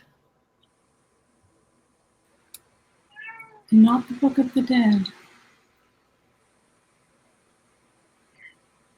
What do you think I would? Why ever not? I don't Well, have any if you interest. put it in front of What's you that? don't. If you put power in front of someone, not you. I know better than to dig at wounds that are trying to heal.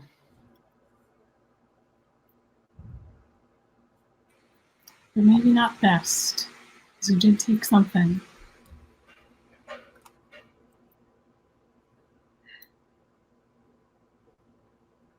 I'm curious what he's going to do with it.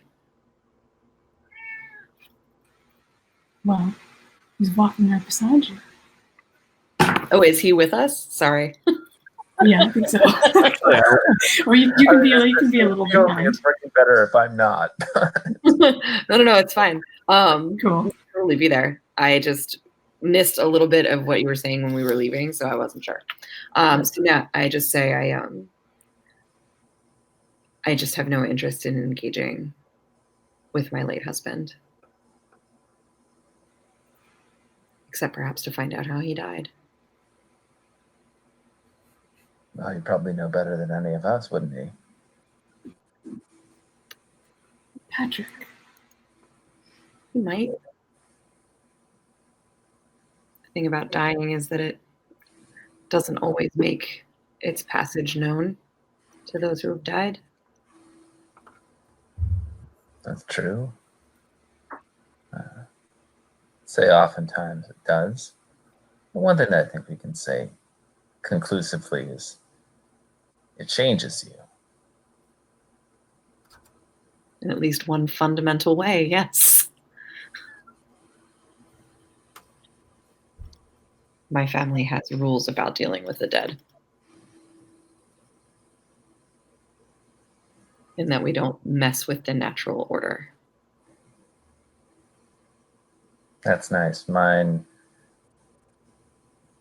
family doesn't as much. Have rules? Or have dead people? I just smile back. And she smiles at you, and she doesn't smile that often anymore. So what are you going to do with the book? I haven't decided for sure yet, but might want to check it on some old friends. What about you, Margaret? What did you find interesting? And I sort of like take my hands out of my sleeves.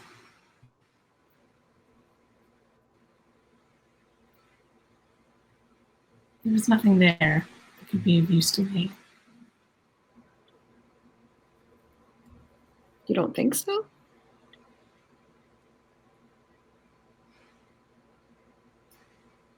I have no use for the past. Or the future, even. What's the good of knowing it's coming? You can't change it then. But what about now? There are a lot of things that we can do to change right now. There are. And I'm doing them. Fair enough. So what do you make of our little book club then?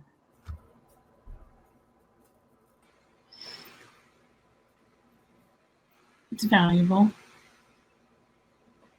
In what way if you're not reading the books?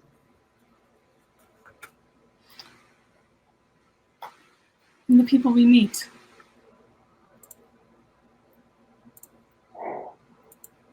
Oh, so you're interested in connection more than knowledge.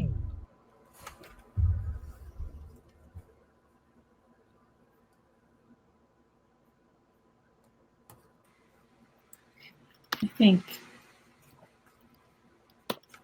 speaking with someone with power can get you more than anything you read yourself.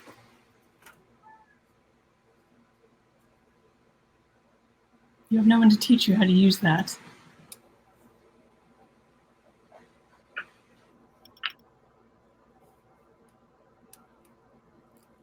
Oh, I have people who will teach me.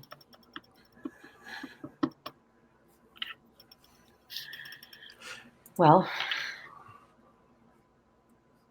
I guess just it'll be interesting to see how all this unfolds. The Of what? The proctor asked me to come to a soiree at her house and indicated that I should invite other people. I also am not entirely sure I want to be alone with her. When she invites me, will you come? Are you afraid? I'm not afraid. Just, I don't know her well, and I don't know what a soiree is, and I don't understand exactly what she wants from me. And so I don't want to go by myself. Then you won't. Great. Patrick? Well, if I'm being invited, I love soirees. Everyone. And of course Herman as well. I think Herman at a soiree would be just as delightful as Herman always is. You can't have a He's a soiree wonderful dancer. without a Cheltenham, as my family's always said. I think with that, it would make sense that the camera cuts back to Herman. So as you're getting ready to leave the house and head to your carriage, Miss Leroy catches up with you. Like, Herman, Yes, Proctor. so formal. We've known each other now, though these many months. Surely you could call me Miss Leroy. As you wish, Miss Leroy. And for the first time you've ever seen this spacey 1890s bohemian chick look a little embarrassed. She says, I've heard tell that you're the best dancer among us. That's very kind. I have taken many lessons. I try my best. I'm somewhat embarrassed, Mr. Cheltenham, but I'm a bit of a dancer myself. and I'm trying to work out the steps to something, and I could use your assistance. There's no need to be embarrassed. I'm happy to help you. There. I appreciate it. If you come this way, there's a music room here. Oh. I wasn't aware that there was a music room here. That sounds lovely. It's the room they call the mirror room, though I don't know why. The only mirror in it is broken.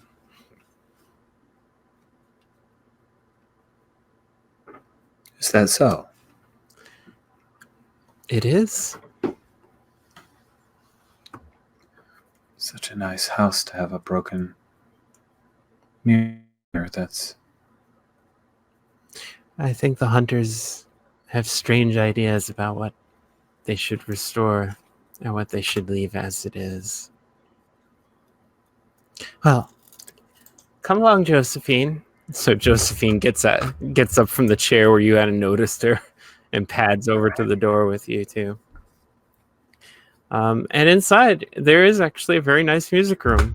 It's clear that this is it's one of those interconnected parlor type things where you can remove the sliding doors to open it up into a ballroom. And there's a lovely grand piano in one corner. And Josephine sits down at it and takes out a raggedy book of music and starts leafing through it, and finally puts a couple sheets of paper up. Well, all right then. And so she starts to play, and it's a very fast waltz.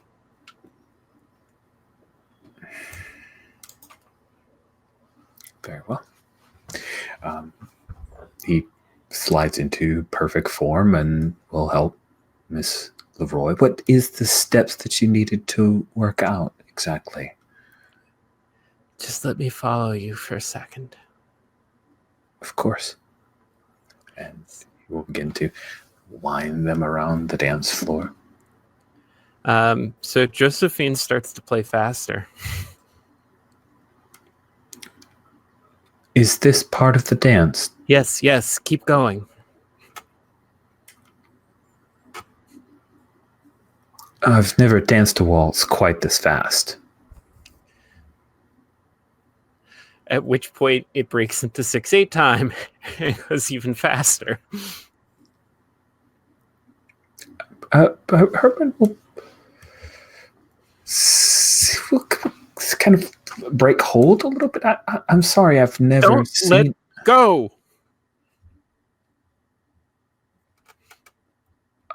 And he resumes his hold and tries to keep up. Well, it's hard to follow some of the things that are going on because the music is getting chromatic and spiky and not really following rules of rhythm. And yeah, yes, it starts going to odd meters. I think you should probably roll to keep your cool here, unless you're going to just let go. No, she asked. I'm not terribly good at this. No, you're not.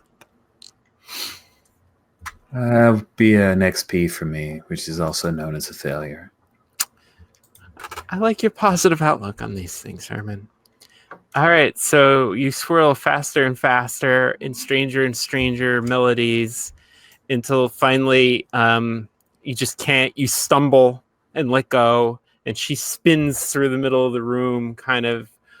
It's a little eerie. She's a good dancer. As she spins, she's doing perfect. What are they called? Point turns. Where she's keeping her eye on one point so she doesn't get dizzy. And finally, she comes to a stop, and she goes, "No, stupid, useless boy."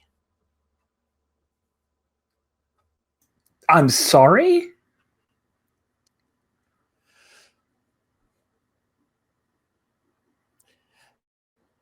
You'll have to forgive me, Herman. I lost my temper for a moment. I had expected more from you than perhaps you are capable of delivering. Your technique is excellent, but your heart, Herman, where is your heart? It's certainly not here. And he glances over at Josephine. Perhaps if you had a better accompaniment, I could keep up. Perhaps if you had as much passion in your dancing as she has in her playing, you would be able to keep up with me.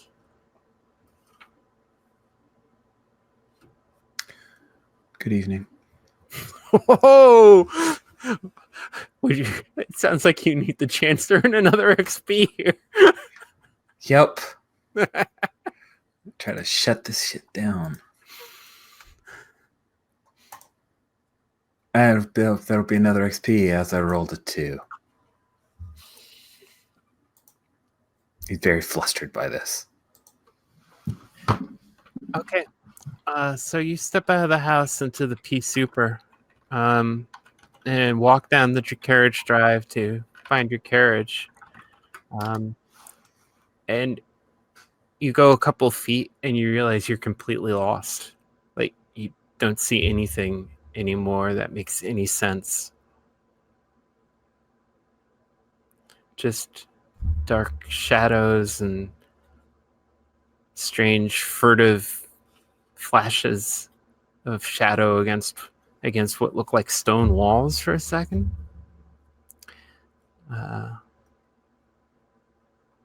Where's my carriage? I will try to retrace my steps back, and then I can start from there and find the carriage and get home. Why, that sure sounds like you're running away. Yeah, I'm okay with that. Yeah. I'm not very good at it. Oh, I keep picking your worst stats. If only you could make out with the darkness. That would be another fail. Okay. At break of dawn, you return to your house. You're covered in mud. Your shirt is ripped. You lost your jacket at some point. But you finally do see that you're back at home, and strangely enough, the carriage is out front and the horse is in the paddock. And yeah. Why don't you take a harm there, just for running around at night in the fog? Okay. So no Anathema. As you walk away from Margaret and Patrick, and they quickly are swallowed up in the fog behind you, it doesn't take long for you to hear steps following you. Fine. I continue to walk at my normal pace. So there are definitely a man's steps, and here's the thing that causes your breath to catch and your sweat to run cold in the damp. For the life of you, it sounds like your husband's footfalls. Nope. Hey, what's your husband's name? I gave him a name. Hold on. His name was Andrew Northwood. You went back to your maiden name? Oh, yeah. So what do you do? I think I'm going to roll to keep my cool, because I think what I want to do is I want to take a deep breath,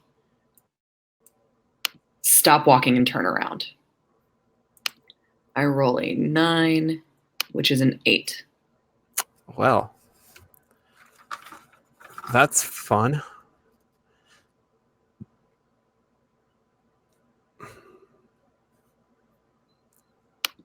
Okay. So here's the problem. You realize as you stop and get your bearings, you realize that you've gone the wrong way in the fog, and the only way back to your place is to run straight back towards whatever was following you. Now, on the other hand, you can't see it at all. It's so foggy, you doubt anybody can see anything if they're more than a couple feet away. Yeah. I think I take a deep breath and I walk forward. Walk or run? Walk. Okay. So you... I want my cool roll. I'm just gonna... You walk forward and forward, and You don't hear anybody moving. You don't hear anybody breathing. Except at one point, you feel almost a gentle touch along the sleeve of your dress. No, it's gonna run now. Running now. But that's it. And shortly after, you make it back home. Where do you live, by the way? I think Boarding house? Or? no. I think my family rents like a set of apartments above the shop that they run. And when my husband died, I went back to my family's house. What's the shop? It's like fineries and fripperies and that kind of thing. I don't know what it's called. Okay. What's my dad's name? I gave him a name. Jonathan. That's not helpful. Might just be called Greenwood's Glorious Goods or something. Cool.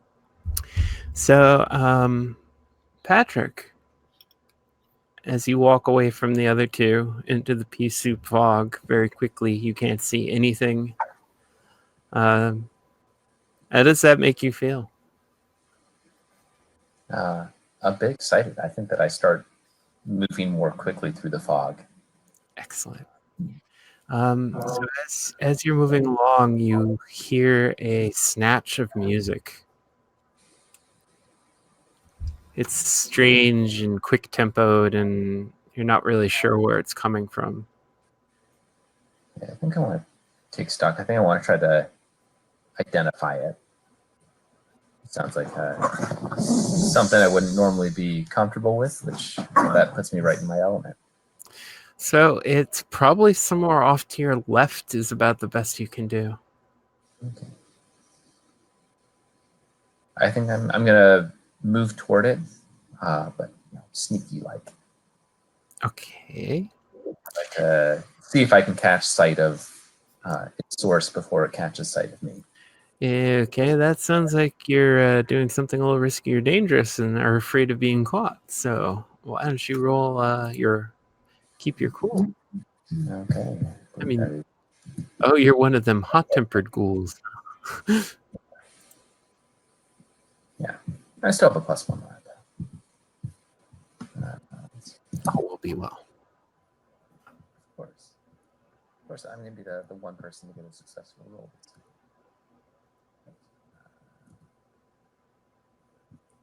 So that's an 8. Okay. So you find the place it's coming from. It seems to be the bottom floor of some kind of building. Like there's a little stairwell leading down, but when you try the door, it's barred. And the music stops. And there's that sense, when people in a room who stop moving and they're like hyper aware of what's going on outside.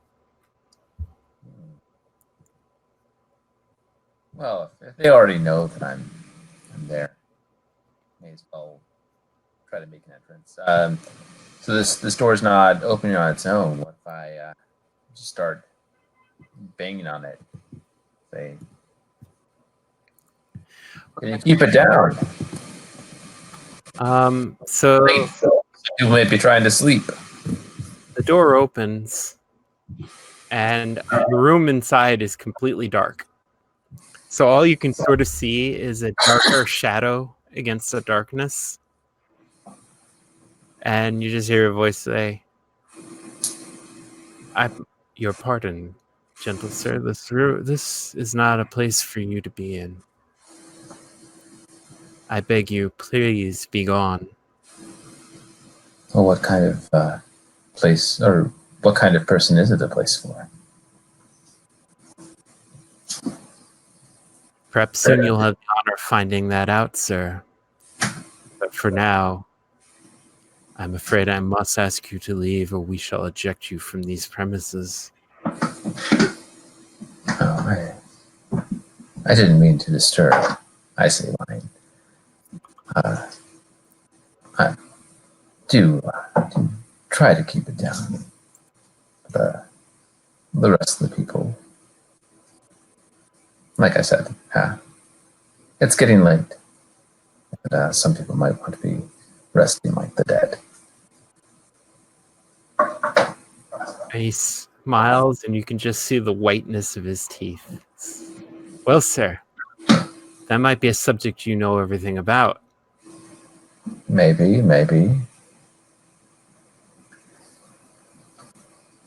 And I think that I take it under his good suggestion. I'm gonna get out of there, but So that sounds like that wanted to make. that sounds like you're running away. Yeah, I think so. Running away is a volatile. I'm good. Yes, it is. Yes, you are.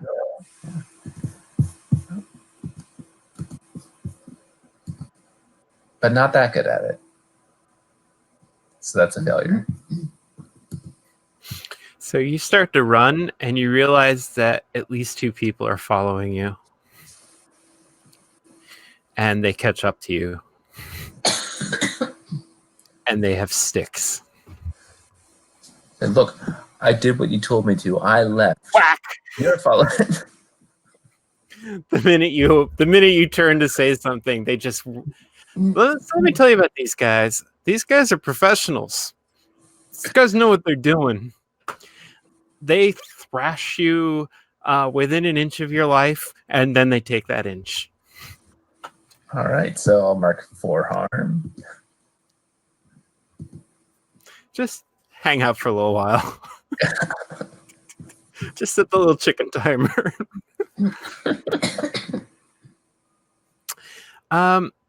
So Margaret, you turn to walk away from the other 2, and you walk through the pea soup fog, and very soon you reach your home. Where do you live? Probably on the edge of town, rather near the forest. Of course, that makes sense. Is it a family home? Is it a boarding house? Yeah. Parents and probably some All right. So younger siblings. I'm pretty sure they're very used to you coming in at any hour of the night, so they're asleep already. Okay. And I will head inside, put out my lamp, and get ready for bed. Go to bed. Cool. So when you enter the small room that you use as your bedroom, Jabez is standing in the corner. In his normal outfit, tall gray robes, that creepy, completely flat white mask that just covers his entire face. Yeah, I start changing. Did you want something? Did you enjoy the evening, Margaret, my dear? It was a little disappointing. How so?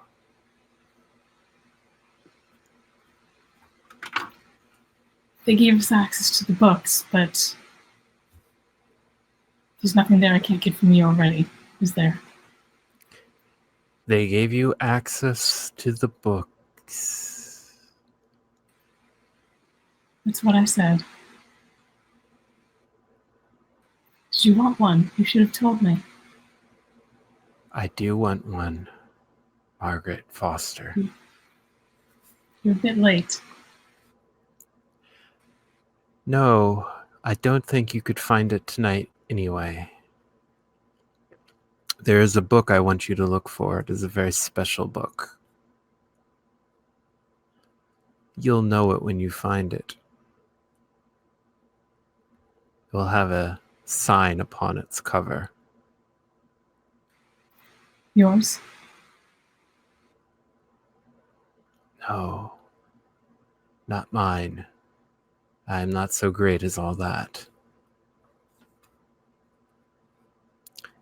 Of course, if you were to wear that sign, well, that would indicate a new arrangement between you and I. A sign of trust.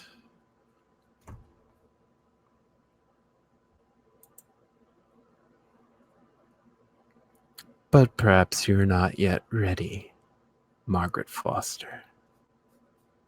The tutelage is long.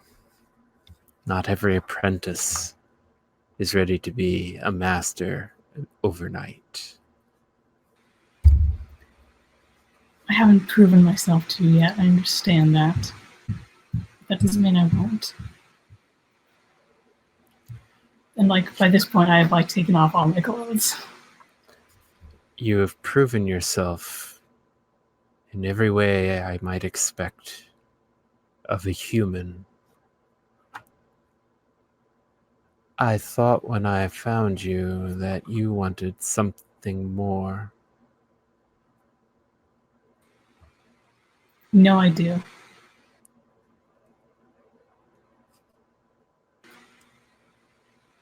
And enough with these riddles. Speak plainly. It is difficult to speak plainly about things that are not of this world. It is difficult to wrap a great truth, something so powerful that it would shatter the reality that tries to contain it, within something as mundane as leather, paper, thread. But I tell you, it has been done. And barefoot, I step toward him and look into like the black emptiness of those eye holes in his mask. Then show me. And I would like to gaze into the abyss. I invite you to, with the strongest possible commendation.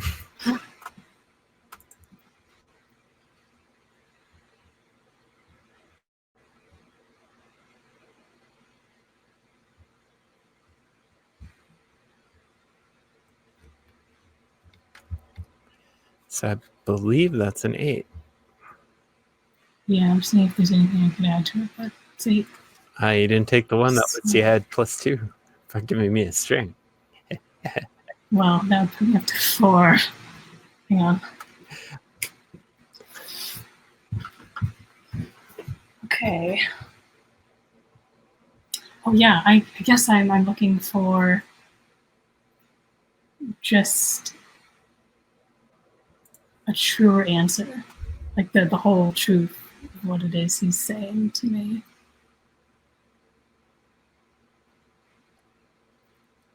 In a way that my human mind can comprehend. He holds up his arms. Dance with me, Margaret Foster. I take his hands. And you start to whirl. He's dancing to some music you can't hear, but you can feel the beat. And then suddenly you're not in your room. You're in a glittering ballroom. There are electric lamps burning in a huge chandelier. There are mirrors everywhere, and there's a crowd of people all wearing masks. Not all like Jabez. Some of them are just, some of them are Columbine. Some of them are even just dominoes. And so you stop in the middle, and at the end of the room is a large golden throne that is empty. And I think, like everyone else is wearing these gorgeous like gowns and evening wear, and I'm still just completely like naked as the day I was born, and walk like straight down the ballroom, turn around, and looking Javis in the eye, sit, and then lay my hands on either one. On what? Oh, like the arms of the throne. That's a bold statement to make, Margaret Foster. Am I ready? Child, you were born ready. But first you'll have to join the dance. And I will be your instructor. And soon the fiddler will come. So I want you to take a harm. because you spend the entire night dancing and collapse in the morning into your bed, having gotten no sleep. But in your mind, you know that when you find this book, you will know it. There's something flickering just below your awareness. Some sigil, some figure.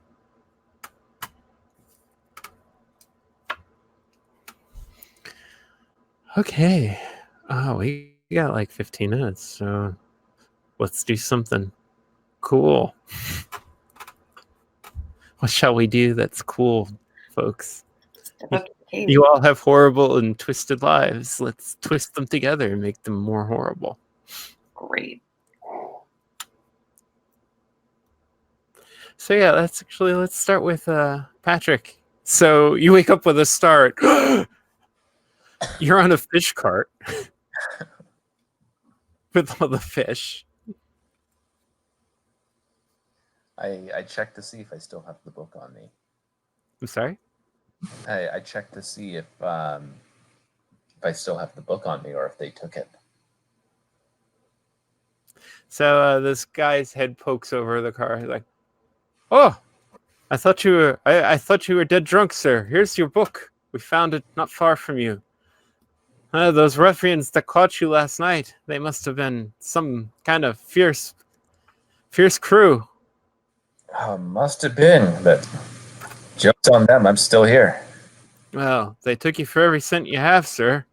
Well, thank you for holding on to at least something of mine. Well, I saw you dressed so nicely. I figured you must be a gentleman and you would have a reward for me one day.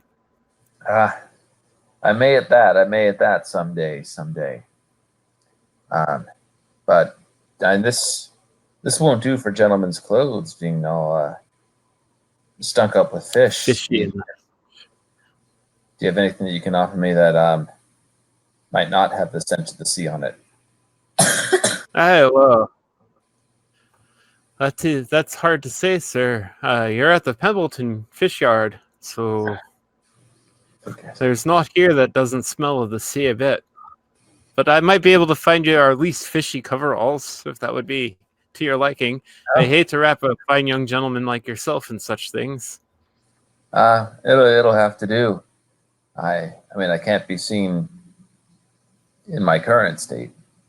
By any chance, did you see where those hooligans made off to? No, sir, and I think you were very lucky because we found you on the docks in the morning.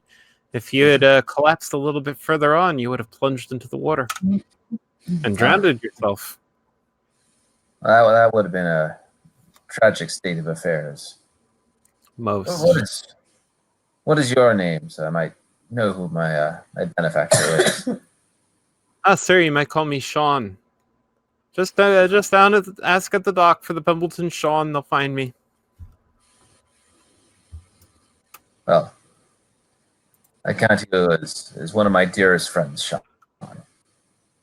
I thank you for your quick action, your good service.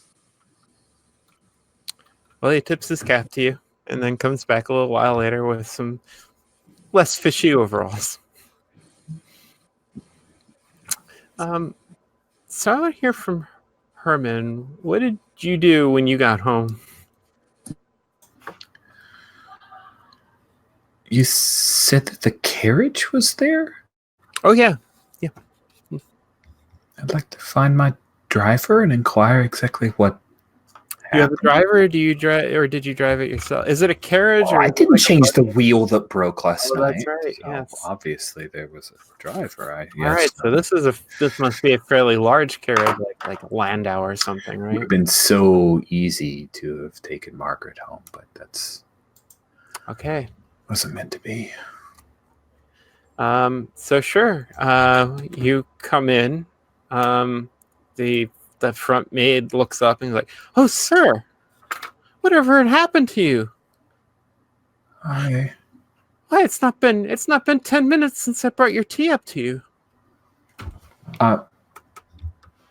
I'm sorry? What? I will look around for the grandfather clock. Your tea, honey, and toast as you take every morning, sir. I brought it up to you. Is there anything to complain about? What happened? Did you fall out the window? No, where's Clarence, the driver? He went down to fetch the baking for cook. You know that your father's partial to those French pastries she can't abide. Of course. Thank you for the tea. When Clarence returns, could you send him to my room? I would like to speak with him. As you wish, Mr. Little Master. I'll send him up to you. So, in your room, parked up on the table next to your bed, which looks slept in, is indeed a tray with tea that is now going cold and some half-eaten toast. Half eaten. Hello? Someone here? So at that point, Clarence sticks his head in and is like, just me, sir. You asked to see me, sir. Yes. Why did you leave me last night, Clarence?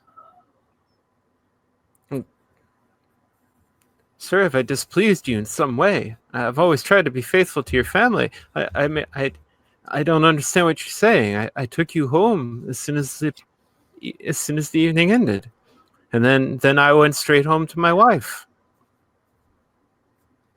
Walks over and picks up the toast and kind of looks at the bite marks.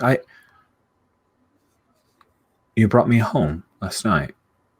I don't recall. Straight home, sir. As I recall, you seem to be a bit put out. I suspected it might, if you don't mind me saying, I suspected that perhaps that young lady that you'd hoped to take home had turned you down. Yes, that makes sense.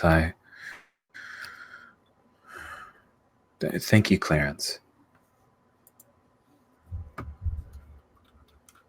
He'll go and draw a bath and get out of these muddy and torn clothes. His frock coat, his second favorite frock coat, is ruined. By the way, I think, did you claim an experience for down the rabbit hole with Miss Leroy?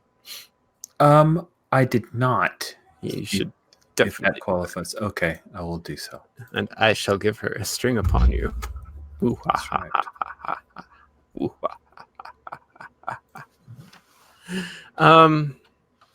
okay, Anathema. Spill. Son of a bitch. Yeah? What am I doing? You tell me. It's a perfectly ordinary morning. Brilliant, bright, beautiful day in autumn.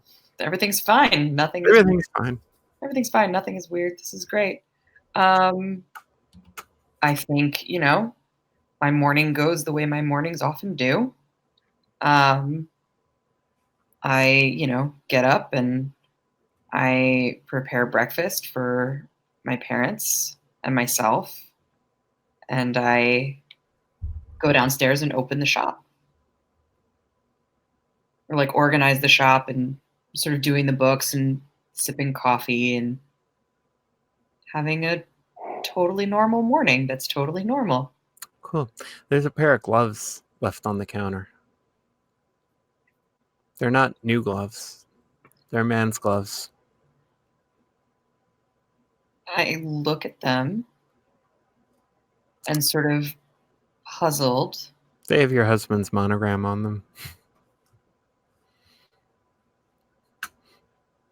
I am going to roll to keep my cool. What are you afraid of? I'm afraid I'm being haunted. Okay, fair enough. I rolled a 2. I rolled a 1 is what I rolled. So that's a thing. Just gonna toss an advancement point to myself there real quick. Yeah, no, that would be a good plan. Not thrilled about that. Yeah, it's too early to do that. Cool. When you look up, Mrs. Leroy is standing there. Oh, dear God. Sweet mother, what? Did I startle you? Yes, when I looked down at the gloves still We're there. just standing there staring at this pair of gloves. I watched you for 5 minutes. I thought there must be something wrong. No, nothing's wrong. She like scoops the gloves up and puts them under the counter and says, how can I help you?